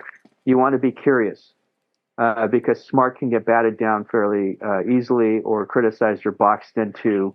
The jury is out on whether that guy is genuinely smart or not. Well, what's his IQ? Or like he fouled up this line on this podcast. He's not as smart as he thinks he is. Or versus curious. Like no one can take curiosity away from you. No one's going to say, well, he's not really curious. No, he's got like 50 books on his to-read list that are 98% nonfiction that are dedicated to this. He's whatever pace that he reads at, regardless, he is certainly curious. And curiosity is I think the root of wisdom, and one has to be hungry enough to want to know, regardless of what else has happened. So these books, I just want to share. Shadia Drury, an academic in Canada, had done the yeoman's work on detailing who the neoconservatives were. So during Bush 43, I read this. I read her follow-up, The Political Ideas of Leo Strauss, who was interestingly a German academic, a Jewish German academic, who was sponsored, during kind of the 30s, the run-up to the Second World War. He nevertheless got sponsorship from the leading Nazi jurist Carl Schmitt, who's one of the leading judges under the NSDAP back then. Nevertheless, sponsored Leo Strauss's whatever you want to call it, exile or emigration to England, and so folks like a very young Kissinger or Soros or Strauss were very kind of against the narrative of what the experience of the wider Jewish populace endured in Europe, certainly through the 30s and 40s. So he got out of England into the UK, and then from the UK came over to the US and spent the majority of his academic life at the University of Chicago, and became political godfather in many ways to the neoconservatives.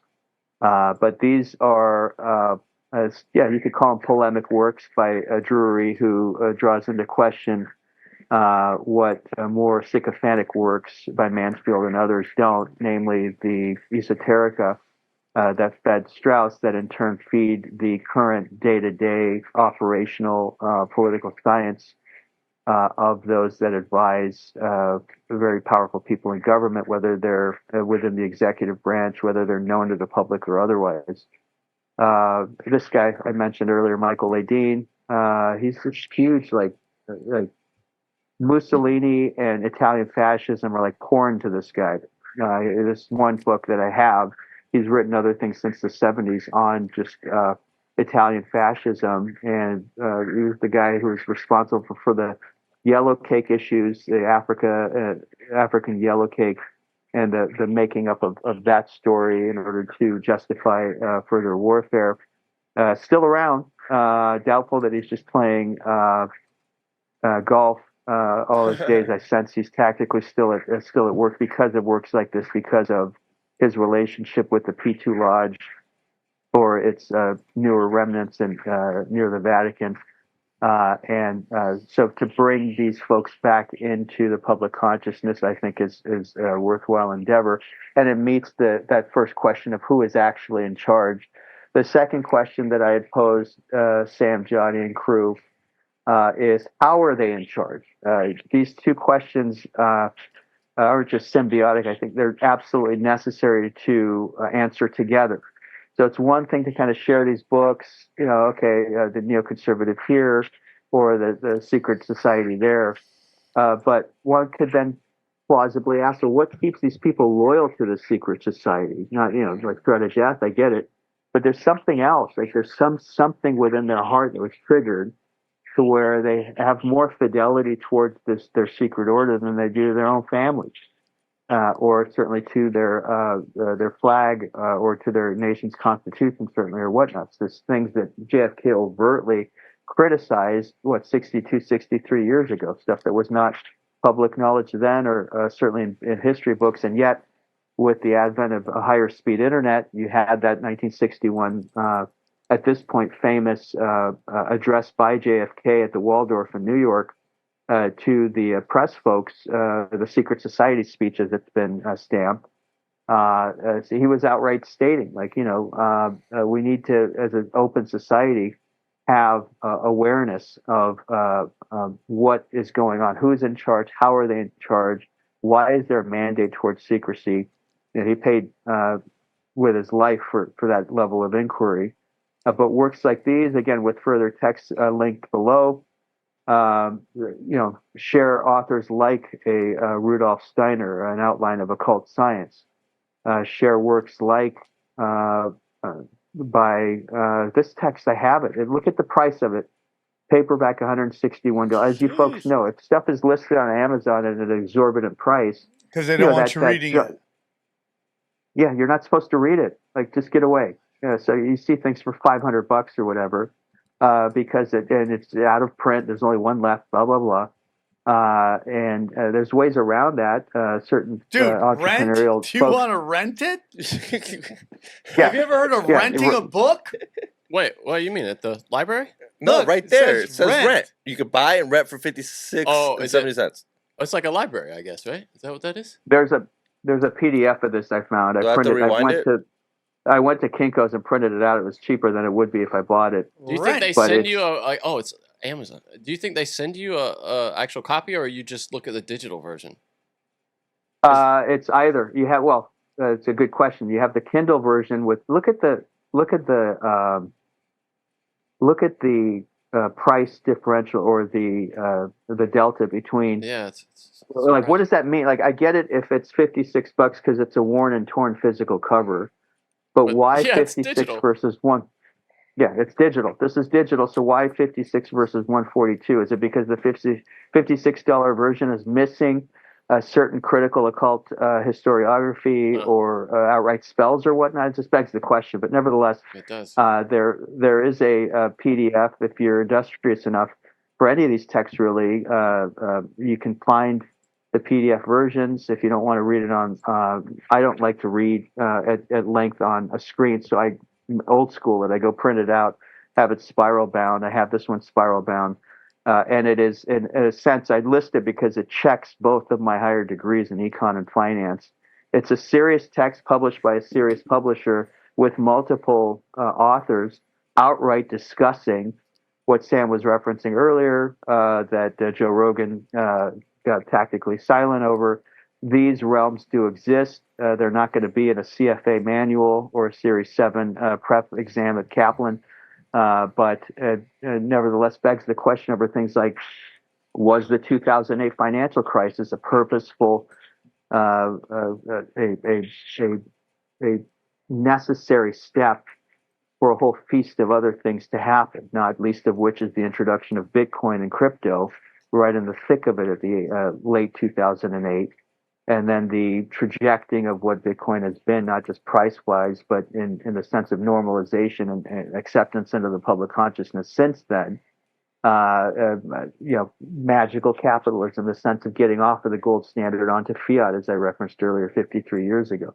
Magical capitalism, perhaps in the sense of now hoisting crypto and Web3 and the blockchain into being a newer monetary regime to then take care of the $35 trillion in national and public debt that the U.S. holds through old school jubileeing. If you know what jubileeing was, it was the writing off of debt during centuries past by the king or queen. But a newer jubilee under a digital guise, Trojan horse of sorts as well. How much of this is due to things that are not going to be listed within formal kind of degrees or financial certification? I thought Jubilee was just Jews being with usury. That's all I thought that was. Jews being usury. That's what I thought that was. Go on, Ryan. Sorry, that was just uncalled for.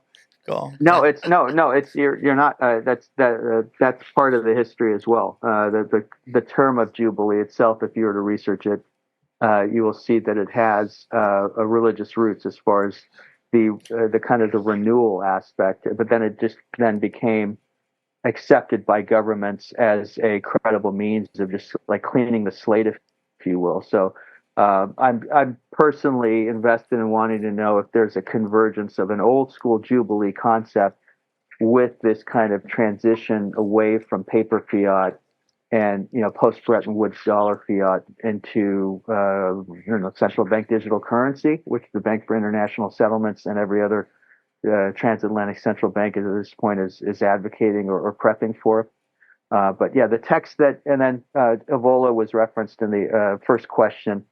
Rene Guénon, there are these traditionalist authors 100 years ago that were fairly overt. They will be criticized as being too hard right or even outright fascist. I think that's inaccurate. Evola had to flee both Mussolini's Italy as well as Hitler's Germany because he felt like the governments there were straying away from what he felt were kind of pure doctrinal traditionalism or Hermeticism. So there's 3 volumes of his writing about magic in a certain sense. Why am I sharing this? Not to muddy up your Bible study. I sense to look at it as augmenting your history and your scientific education, because schooling, regardless of your major, regardless of which degree, will only take you to a certain level. Whereas text that, again, these are on Amazon. This was written back in the early 1800s, and that's another thing you have to look out for is sometimes a text, if it's republished at an affordable price, may be adulterated. I have the much older version of this in its original font and script from 1801. That he was, Francis Barrett was describing, deployed sorcery in a certain sense. So all of these are, again, hyperlinked. This one, mainstream Cornell University Press, Hegel, one of the paramount Western philosophers. No one can understand his phenomenology of spirit. This academic at Cornell, he is Cornell Press, but he's a respected academic who published this to show that, in a sense, you really can't understand Hegel unless you understand Hegel's attachment to Hermeticism, to esoterica, to Kabbalistic studies, and as such, then it would make a little bit more sense. Karl Marx being a Hegelian, others certainly post-Hegel. It's a book that's available in the mainstream that was not available to us when we were in college. That puts a newer light, and it's 2001 published date, but I'm urging, regardless of who is watching or listening, it's in you. Don't think it's way above your pay grade or it's above your head. Should you have the curiosity and want to genuinely know what's happening, then these texts are available to be able to weigh against your established historiography or your given education, to then be able to watch the news or alternative media with a bit, in my opinion, better trained critical eye.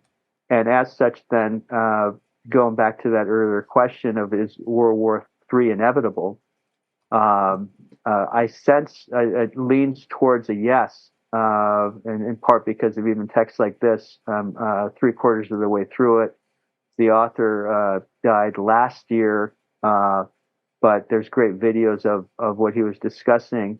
And he was this very devout Christian who also spent many years researching the esoterica, the secret societies, the literature of the secret societies, and does a melding between this and his prior text, showing just the viability of prophecy from an exoteric religious basis, namely the Bible as is, with the esoteric aspects that are only the realm of those that are initiates or adepts into such secret societies. And he died at 67. It says cardiovascular issues, but the level of disclosure that he was unabashedly and very unafraid fashion sharing with the public made me also think of like, was he taken out? Like him, a few other authors out there that dared to go. So, and then just my own beef. Like I'm an immigrant, like so many in this society. The last 2 points in my 5 discuss Iran. At this point, you see what's happened to Syria just over the past couple of weeks. There's more discussion over the inevitability of wider war, regional. Go ahead. Hold on. Do you hear the sound? It's just it's his mic, I think. Okay. I mean, it's not much we can do now. Okay. It comes and goes. It's intermittent. Is it my mic? Yeah, we're just getting a little. I don't even know what to call that. Honestly, it's some artifact of the audio. It's not. It's not. You're good now. You're good now. Yeah, it's intermittent. But it's not. Okay. I wouldn't say it's unlistenable or anything. It's just it was worse without the headset then. Well, that was a different issue. Okay. Anyway, yeah. Please proceed. I don't think we can do anything. Okay. Yeah. So just these last two, the amount of digging that I first of all, I think we're getting closer to an inevitability of a wider regional war in West Asia, and certainly the West mandate it involves Iran proper, a country of 90 million people that is very tied to the rest of Eurasia, certainly to Russia and China. But for many years, I and a lot of folks actually in the diaspora were curious about what had kicked off this sea change in perception between the U.S. and Iran itself. Because when I came here from Iran at the age of 6, right in the middle of kind of, punk rock, disco, Saturday Night Fever, Grease, like 1977, I was this exotic kid. I might as well have come over from Spain or from Morocco or from France or from Japan or whatnot. All of a sudden, a year and a half later, I was anathema because of just it all hitting the fan. So for many decades, I've been curious about what genuinely happened. I have my theories on this Iran hostage situation for sure. Yeah, so the hostage situation, which commenced in '79, but the revolution itself, which really kind of started in, I want to say late '77, like just right after I came here, like kind of fall to winter of '77, and it really kicked off early '78. With hindsight, I have enough paper trail to show that it was, as I say here, was a botched regime change operation. So the son of the late Shah of Iran recently was on Patrick Bet-David's podcast for like 3 hours. And I've spent years uploading stuff through various social media and elsewhere, writing papers, a response paper to Argo, which won Ben Affleck his second Oscar, and was presented with his Oscar through Michelle Obama from the White House with Marines behind her. It's very telling tactical propaganda.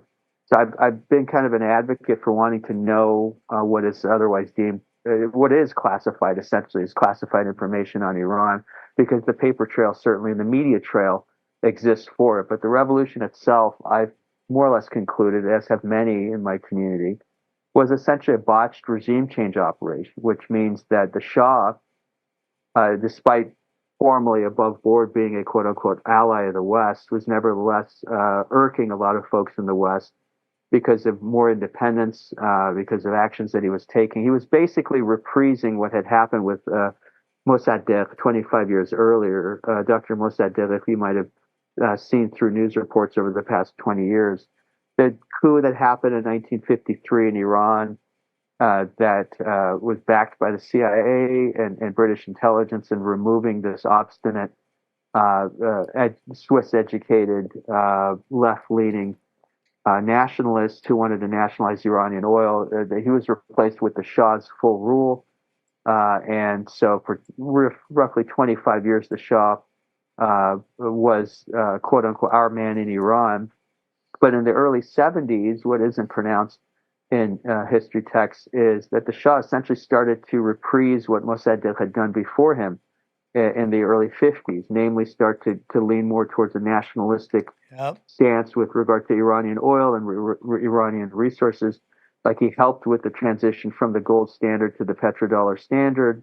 He helped with the pricing issues that were, the oil shock of the early 70s was not supplying, like just an accident. It was driven by the banks that control the Seven Sisters oil companies wanting receipts.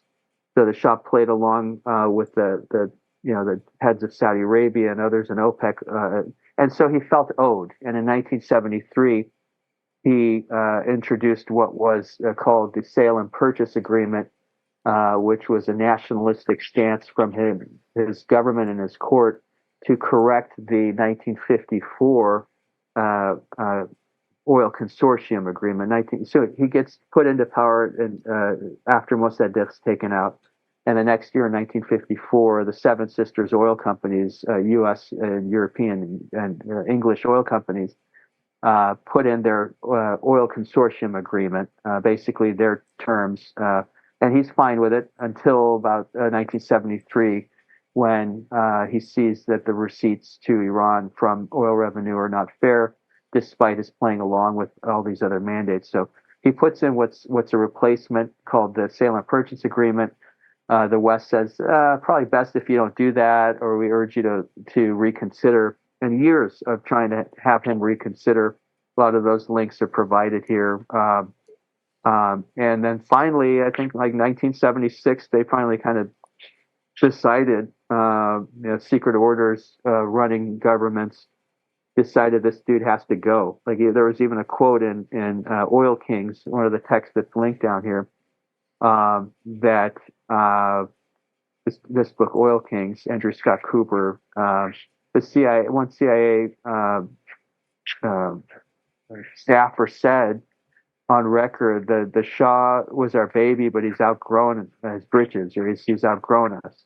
And so there was a nod given to get him out of power. Obviously, to do so carefully in order to not allow for the Soviet influence or the communists to take over. So they decided to have this cleric who CIA agent Richard Cottam had been tracing for years, really kind of since 1963. The nod was given to have him come in as kind of this religious-only cleric, this revered Gandhi-like figure, this freedom fighter, but not meddle with issues involving oil or global affairs or anything that the Shah was overasserting himself over.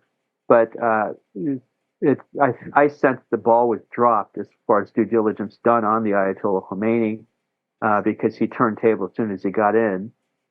So those agents that Quotzada and others who were loyal to the West are playing along. Bazargan and others were liquidated or exiled, and there was more of a hardline government that took over. Hence, the West egging then Western compliant Saddam Hussein into attacking Iran in 1980. It resulted in an 8-year war. Hence, 45 years of sanctions and no relationship had with Iran per se, and it's a very vital country. Back then, it was 37 million people during the time of the revolution. Now it's 90 million, which is a higher population than either Germany or France or the UK. What's that? People are having sex, getting their groove on, unlike America, which is going backwards. Yeah, the Russians would actually kill to have that because the Russians, the Japanese demographics are wanting. Japanese are in trouble. They're in deep, deep trouble. Yeah. So demographics are not everything, but it's very important. And so one of the mandates shrewdly given by this old cleric was nevertheless, hump at will and produce a nation. Hump at will. Yeah, I'm not quoting per se, but that worked. And despite sanctions, despite a trying economy and everything else, they've managed to build a population. But that issue is worth exploring. I have stuff that is just blow your mind. So like Charlie Rose, with his famous show. The late David Rockefeller, back in 2002. I have his memoirs that he published in 2002. And he, in promoting the memoirs, appeared on Charlie Rose. In 19 minutes and, 34 seconds into this, he straight up says, like, my biggest regret over Iran is that we removed the Shah from power. Just straight up says it. I don't owe it to his age. He's in his 80s. Like, there's no way he was. He can suck it. Like, let's see it. Can you play it? Is that possible? Yeah. Let me just make sure. I think it's 1934. Let me tell me if you don't get the sound. Okay. Yeah, you might have had to select that. Yeah, we're not hearing the sound. Is it? Have you? No, the audio's down. The audio's down. The volume on the website. It's muted. Down. In the actual web the web player. Do you see the little sound, the speaker icon there? It's gone away now. You'd have to move your mouse. You'd have to mouse over the web player again. The Charlie Rose clip. Player. The over the clip you see in the bottom right of that web player. Okay. There's Okay. Oh no, it's up. Okay. Yeah, you might need to reshare again with the share sound selected. Actually, let me just let me put it into chat. Yeah, but let me put it into chat for you. Oh yeah, that even better. All right. Yeah, it's worth hearing because that alone, just like his 10 seconds of responding to Charlie Rose's question, blows away any formal historiography. And there's been hundreds of books written, certainly, about Iran between 1976 and 1981. What's that time again? What is that? What was the time again? It's not going to play, Johnny. It's not playing on mine either. Let me try it on Chrome. Let me just pull it up here. I think it's 19 minutes, 34 seconds. Let me just double check. David Rocket. To say it's not in Iran. My feeling was that for us to be successful, we had to be overseas ready to deal with them. And therefore, during the time I was at the bank, we moved into about 50 countries. The Shah of Iran. I was rereading before I read your account. The book that was written by William Shawcross. Yes. A whole book about that. Do you have any regrets about that? My main regrets are that our country forced him out of office. I think Iran would be better off today had he stayed. It is certainly true that he had secret police that did bad things, and so does this administration. But I think he cares. He saw what needed to be done in Iran in the way of education and health, and in many other areas, and he took steps to do something about it. But the question would become, as you, I'm sure, thought about this, is that, and the issue became controversial because you lobbied the president, Carter. That's true. When he had to find a place to go to allow him to come to the United States.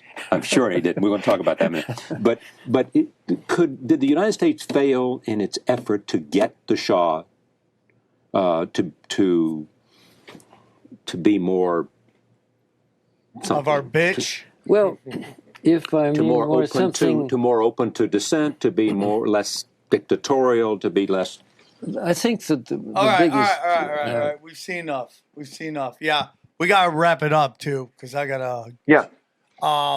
This is like, dude, this whole story. They let the Shah come to America because Chase Bank. What else? Iran. The how do you pronounce his name? The Mujahideen. What is it? Makadek? How do you pronounce his name? Mossadegh. Mossadegh. He looked over the loan agreements, and he's like, with Chase Bank, he's like, these loan agreements suck, and they didn't go through the proper channels to get approved. We're not going to pay him back. Chase Bank was already in bad standing with the Federal Reserve. This would have destroyed Chase Bank. So what they do, Henry Kissinger and this asshole, this fucking power bottom demon, he's getting pineapples in hell right now shoved up his ass, They brought the Shah over here to piss off the Iranians. into taking. Well, it wasn't just, and I know we're short on time, but the last point that I have, like out of the 5 that you requested, so the 4th one is the Iranian Revolution of 78, 79 was botched regime change operation. The last one, and this is, again, hopefully you have it available for your audience to share in the notes, the Iranian hostage crisis itself, which Sam just referenced, of 1979 through 1981, was a banking sector political manipulation. And I have more than enough of a very solid case on that, courtesy of the book Interlock. Interlock was published in 1982, not just by some crank out of his parents' basement, but by Mark Hulbert, who was a then Forbes columnist, a respected historian, a respected journalist. Look at the price tag on this, $130. Why? Jeez. Because you're not supposed to read it. Because it gets into the grits of what's the name what of I that just book? mentioned.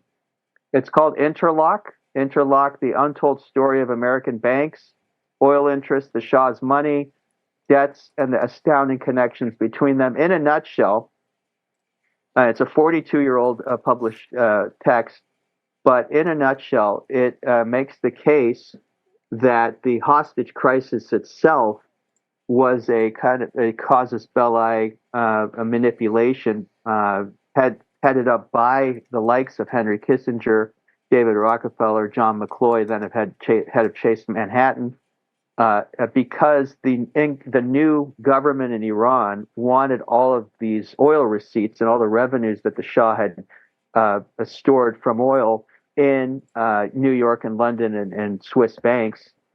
But in order to repatriate all of that money, it would have posed very serious systematic risks to transatlantic banking. And as such, but you can't just say no because it'll threaten our banks, because that in itself would wreak havoc across markets. So as with most things that happen via tactical conspiracy, it was decided that, okay, what are pressure points? Okay, so there's like 50 something staff within the U.S. embassy that are U.S. or Canadian or whatnot, and the Shah is ill with cancer and just kind of bouncing around from country to country. So President Carter at the time, his staff, Andrew Card and others, were adamant that the Shah must not be admitted into the U.S. or New York or domestically because of this conspicuous risk to our personnel on the ground in Tehran. And the President of the United States, a bright man, people like, oh, he's a peanut farmer. He worked on nuclear subs, for Pete's sake. Like, Carter was not a dull. He was not a Biden type dull guy. He was a very bright man. And so he knew enough, as did his staff, that there would be a risk posed. But they were more or less overridden by the powers that be that did not want to repatriate those funds back to Iran. And so they said, yeah, under the guise of humanitarianism, and the Shah was our friend, and he has nowhere to go, they let him back into New York, ostensibly for medical treatment, and knowing that would trigger a hostage taking. And so the hostages were taken as a placeholder of sorts to then have the reasoning for, well, this is a terrorist nation. They broke an international law, and as such, we are not then obligated. Everything's frozen, like sanctions. And as a result of those sanctions, we will not abide by the request to have these funds repatriated back into Iran. And it also explains why, as I say there, the hostages were released tactically right exactly when Reagan himself was sworn into office on January 20th of 1981, which most folks at the time even scratched their heads saying, was that just a weird coincidence that the new president comes in who's not Carter, and all of a sudden that history is at least above board, and knowing how George Herbert Walker Bush and others had negotiated with the Iranians behind the scenes in order to not have the release of the hostages until the swearing in of Reagan.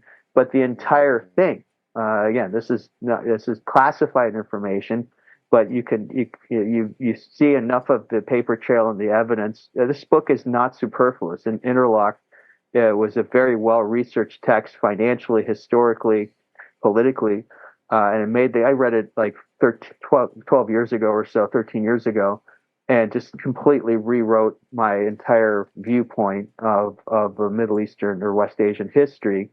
And so I wanted to list it here along with, just because I think it's a sense of inevitability with conflict against Iran. And for those that say that we'll try and couch it in the sense of, well, war is necessary because that's this evil government and they're obstinate and we need democracy to return back to Iran and we need it to be a friendly nation again. Like the reason why the friend of the U.S., the Shah, left power, you just heard it from Rockefeller's own mouth. There's other links here, by the way. Barbara Walters joking about it on Letterman, straight up saying that we abandoned him and had him removed. Reagan in his debating James Earl Carter 44 years ago in presidential debates outright states it, let alone a plethora of things from EIR and elsewhere, and as well as the reasoning. When people have proper historiography that is not just whitewashed and presented in high school history texts or on CBS 60 Minutes, then they will have a sense of nuance and they will hopefully get in the way of increasingly stakes that are starting to resemble World War III, namely nuclear-powered nations that are closely allied with an Iran, or things are unprecedented stakes as far as risks are concerned. So the more information, the better. And I thank you, gentlemen, for essentially conducting really crack squat journalism. The humor is absolutely necessary. The nuanced interpretations. Sam, you're a gifted writer and comic. I reiterate that you're the Joe Strummer of comedy. Thank you, brother. You're Hicks and Strummer daiquiri mixed together. But you are at heart, to me, a rare journalist. You, Jimmy Dore, even Tim, I think Dylan, as well as Joe. You're breaking ground. You're going against the grain of all of this political correctness over the past 2 decades of quieting comics or putting them into a certain coloring code or color within these lines per se, and doing the yeoman. You're doing God's work in the sense of allowing a platform for discussing things that are verboten elsewhere. So with that, I thank you, gentlemen, for allowing me to rant. Ian, you crushed it. Great episode. Please tell them one more time where they can find you. I'm no longer doing journalism, so I'm not on a news bud or anything. I just have my Facebook page on Facebook as Pyean, Pyean. So follow me there, and really just only there. Really, I don't do any of the other social medias, and that's, I think, enough. Like if we respond viscerally on social media with our thoughts or with shared links from foreign press and whatnot, I think it does enough. But thank you, Sam, Johnny, thank you all. Brother, you killed it. Great episode. Thank you so much. Let's break this episode down. All right, what do you guys think? Dense, deep. Deep, dense. Deep, dense dives. That was a DDD, a deep, dense dive. DDD. Right? A little DDD, a little deep, dense dive. Good stuff, especially towards the end. I mean, people don't understand how contrived. You know, it's interesting, the last 2 episodes, the Masters of Mankind and what they do. Like, it's all controlled, man. Everything's controlled. None of it's just people, Babylonian bankers. I'm surprised he did this press, honestly, Rockefeller. I mean, it's like... At the end, he's like, I'm going out. What do I care? To me, though, it's striking how matter-of-factly he talks about just manipulating world politics. You know, like, yeah, you know, we kind of messed up there, didn't we? It's weird. It's millions of people died. How run-of-the-mill it is for them, how commonplace, you know? How quotidian it is. And then just go to my dates. Get my dates, guys. Watch my specials. Get in that premium content, dude. I'm putting out the best shit. I'm sorry, dude. This is the raw, real shit. You already went hard on Haktua? Dude, I think she is a psychopath. I think she is like a lot more cutthroat than anybody thinks. So she's definitely a plant? You definitely 100%? I don't know if she's a plant. I just know that she is a lot more intelligent than people think she is. Yeah, she's a piece of shit. Yeah. I think she is. I think she is. I said it from the beginning, to be fair. I said she's a piece of shit. So go to $8. I'm just putting out nothing but I'm nothing but fire, okay? On the premium content, samtripoli.com. When are we getting this comic book? It's being drawn right now. I want it. I'm I excited. know, we're drawing it right now. It's called a segue. Sam, I was just trying to set you Yeah, up. get into it. Go to you can go to samtripoli.com, click the banner. You can go to chaostwins.com, thechaostwins.com. Issue 2 is coming. My goal is to blow it up. Probably get Rosanna fucking rolling this fucking thing. Good huh? idea, dude. Right? Yeah, good idea. All right, get that going. So that's it. Yeah, support that. Premium content real quick, Johnny. Johnny, talk about Cash Daddies and how we're changing lives. How he's crushing it. Crypto is on fire right now, so we're doing well there. And yeah, there's volatility in the market, and that's what we need to profit. What do you when you get that 1,000 members? What are you gonna do? Come on, I think you guys should do a little just something. Thank the Lord. It's almost there. Just thank the Lord. Oh, come on, guys. Come on, We're get so him to close. 1,000. What are we at? Look at that, dude. We're 15. We're third. No, we're what? No, to be fair, those aren't all paid members. Yeah, I know, Johnny. Why do you guys shit in our birthday cake? Why can't we just enjoy it? I don't want the evil eye on us of jealousy. Okay. People thinking that, All right. that we're making millions of dollars. It's a lot of work, but we're trying. So check that out. And just so you know, I do live shows we usually do it on Tuesdays, sometimes Mondays. Are we officially just going to make it Mondays, Cash Daddies? I'm okay with that, whatever you think. Mondays, Cash Daddies. I do it live. We all do it live. And then Thursdays is Doom Scrolling. We're back this week. I thought we were going to have to miss another week, but we are back this week coming up. So very excited that. Check out the T-shirts. Everyone loved it. Dude, I sold out of so many T-shirts. I could not believe how many T-shirts I sold out of. This is the banger right here? Yeah, and real quick, I didn't get a chance to thank everybody who came to Tampa. You guys are great. Thank you so much. Yeah, but this T-shirt sold out. My secret T-shirt sold out too.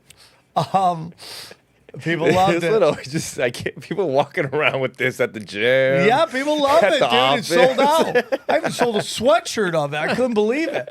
Did you see Alex Stein walking around with that giant "Make America Great Again" like bobblehead hat on planes and stuff? That was great. New T-shirts coming out all the time. If you can think of good dangerous shirts that you do sell as, what's that? Yes. Okay. Just go to buy gold and silver. Rife Technologies. Grab those while you can, because I think he's ending it. AquaCure hydrogen brown gas. Oh, no. Harley Rays. They got crystals. They got sage. They got candles. Best way to go. Click on the banner. Chemical Free Body. I'm about to take my supplements right after this. Joel Staley. EMF Rocks. If you're looking for Faraday bags. Brain Supreme, everybody. Brain Supreme. Get into it, guys. All right. Enjoy these highlights. Here's a clip from the latest Broken Sim. What is the hot topic for today? Hot topics. Hot topics. We had a few options. I feel like this thing with Jay-Z, because you've been saying forever, Johnny, that Jay-Z is which right is like there 4 weeks from now. No, you've been saying it for years. Yeah, years. That Jay-Z, before you even met me. I believe that, sure. Right there, that Jay-Z was right there with the rest of these scumbags, and now he is accused and by someone. Is it 13? 13-year-old girl. 13-year-old girl. Now, Johnny. Now you see where I think we played before where Ashton Kutcher and P. Diddy gives that young actress an award, and then he asks her if she's going to Diddy's party, and he freaks out, excited. Yeah, he was stoked. Yeah, right. Yeah. So I have this issue right now with civil suits. What are your thoughts on that? Well, I mean, we know already that the standards are lower for civil suits. Obviously, Conor McGregor is dealing with this very same thing. Now, I will say, by the way, have you seen Conor McGregor's engagements? Way down. What do you mean? Oh, on Twitter? On social media? Oh, no, I haven't noticed. No. I will say, now, you always suggest that when someone is accused of something like this, Why don't they deny it? Now, he came out and denied denied it in the most forceful terms you really could. I'm going to read his statement here. This is from Rock Nation on Rockefeller on Nation. That's what it's short for. Rockefellers. Yeah, Come on. it is, yeah. Okay, go on. Go on. Okay, I'll just read it really quick. My lawyer received a blackmail attempt called a demand letter from a quote lawyer named Tony Busby. What he had calculated Do you want a lawyer named Busby no, probably representing not. you? No, probably not. What he had calculated was the nature of these allegations and the public scrutiny would make me want to settle. No, sir, it had the opposite effect. He put an exclamation mark in there. It made me want to expose you for the fraud you are in very public fashion. So no, I will not give you one red penny. It's racist, red cent, racist. These allegations are so heinous in nature that I implore you to file a criminal complaint, not a civil one. Whomever would commit such a crime against a minor should be locked away. Would you not agree? These alleged victims would deserve real justice if that were the case. This lawyer, who I have done a bit of research on, seems to have a pattern of these types of theatrics. I have no idea. I have no idea how you have come to be such a deplorable human, Mr. Busby, but I promise you I have seen your kind many times over. I am more than prepared to deal with your type. You claim to be a Marine? Marines are known for their valor. Oh. You have neither honor nor dignity. Okay. My only heartbreak is, he should say the victim here, but my only heartbreak is for my family. My wife and I will have to sit our children down, one of whom is at the age where her friends will surely see the press and ask questions about the nature of these claims. Maybe Dad needs to be quiet on this. And explain the cruelty and greed of people. I mourn yet another loss of innocence. Children should not have to endure such things at a young age. Almost like sexual assault, really. It is unfair to have to try to explain or understand inexplicable degrees of malice meant to destroy families. So he's saying it's going to be hard for him to explain this lawsuit to his kids rather than sexual assault. Curious. My heart and support goes out to true victims in the world who have to watch how their life story is dressed in costume for profitability by this ambulance chaser in a cheap suit. You have made a terrible error in judgment, thinking that all celebrities are the same. He put celebrities in quotes there. I'm not from your world. I'm a young man who made it out of the project in Brooklyn. We don't play these types of games. We have very strict codes of honor. We protect children. You seem to exploit people for personal gain. Only your network of conspiracy theorists. Hold on, you're missing the best part here. Only your network of conspiracy theorists, fake physics, will believe the idiotic claims you have levied against me. If not, I'm sorry, it's so far away. If not for the seriousness surrounding harm to kids, would be laughable. I look forward to showing you just how different I am. Okay, Johnny, your first thoughts. It is a comprehensive denial. I'll give him credit for that. Now this is someone who denies something this forcefully. One of two things is true. Either they're innocent or they don't expect to see justice ever, and they have good reason to believe that. Yeah, which you're saying is he's either innocent or a complete psychopath. Exactly. Yeah. Right? Yep. There are things in Jay-Z's past that tell me he isn't that far away from these allegations. We'll say he's adjacent, right? At the least, which is his relationship with Aaliyah. Yeah, she was so young. She was underage. Yeah. Right? His relationship with Rihanna. She was underage. This is not new. This is not new. Dude, I'm sorry. I'm sorry. I can sniff this stuff from miles away. It's just energy, right? It's just energy. But man, I'm sorry. This guy has engaged in this stuff forever. What, your integrity from the streets? You were a crack dealer. Like, what are you talking about? You sang about gangbanging. Like, what are we talking about? Right? Totally, yeah. You're not a guy that was like a minister, right? Or a teacher that did street level work. The street level work you did was sling rock. Like, what are we talking about here? None of this rings with me. What about the conspiracy theorists? I love that. I love that. In a day when conspiracy theorists have been right about everything. Everything. Right? He's like, and you silly conspiracy theorists. And my favorite line is he went straight up Neil deGrasse Tyson with, I trust the science. Physics. Yeah, he brought up physics. I trust the physics. Jay-Z, what physics are you talking about, Jay-Z? What are you doing? The temperature to bake rock? Yeah, the gravity surrounding a young woman's private parts. What are we talking about here? If you'd like to hear the rest of this episode, subscribe to Broken Simulation in your podcasting app or check us out at youtube.com/SamTripoli. We go deep, homeboy. Aaron, open your mind. Drink from the fountain of knowledge. There's lizard people everywhere. That's some interdimensional shit. Wake up, Aaron. This is only the beginning. Dude, you just blew my mind. Tinfoil hat, tinfoil hat, tinfoil.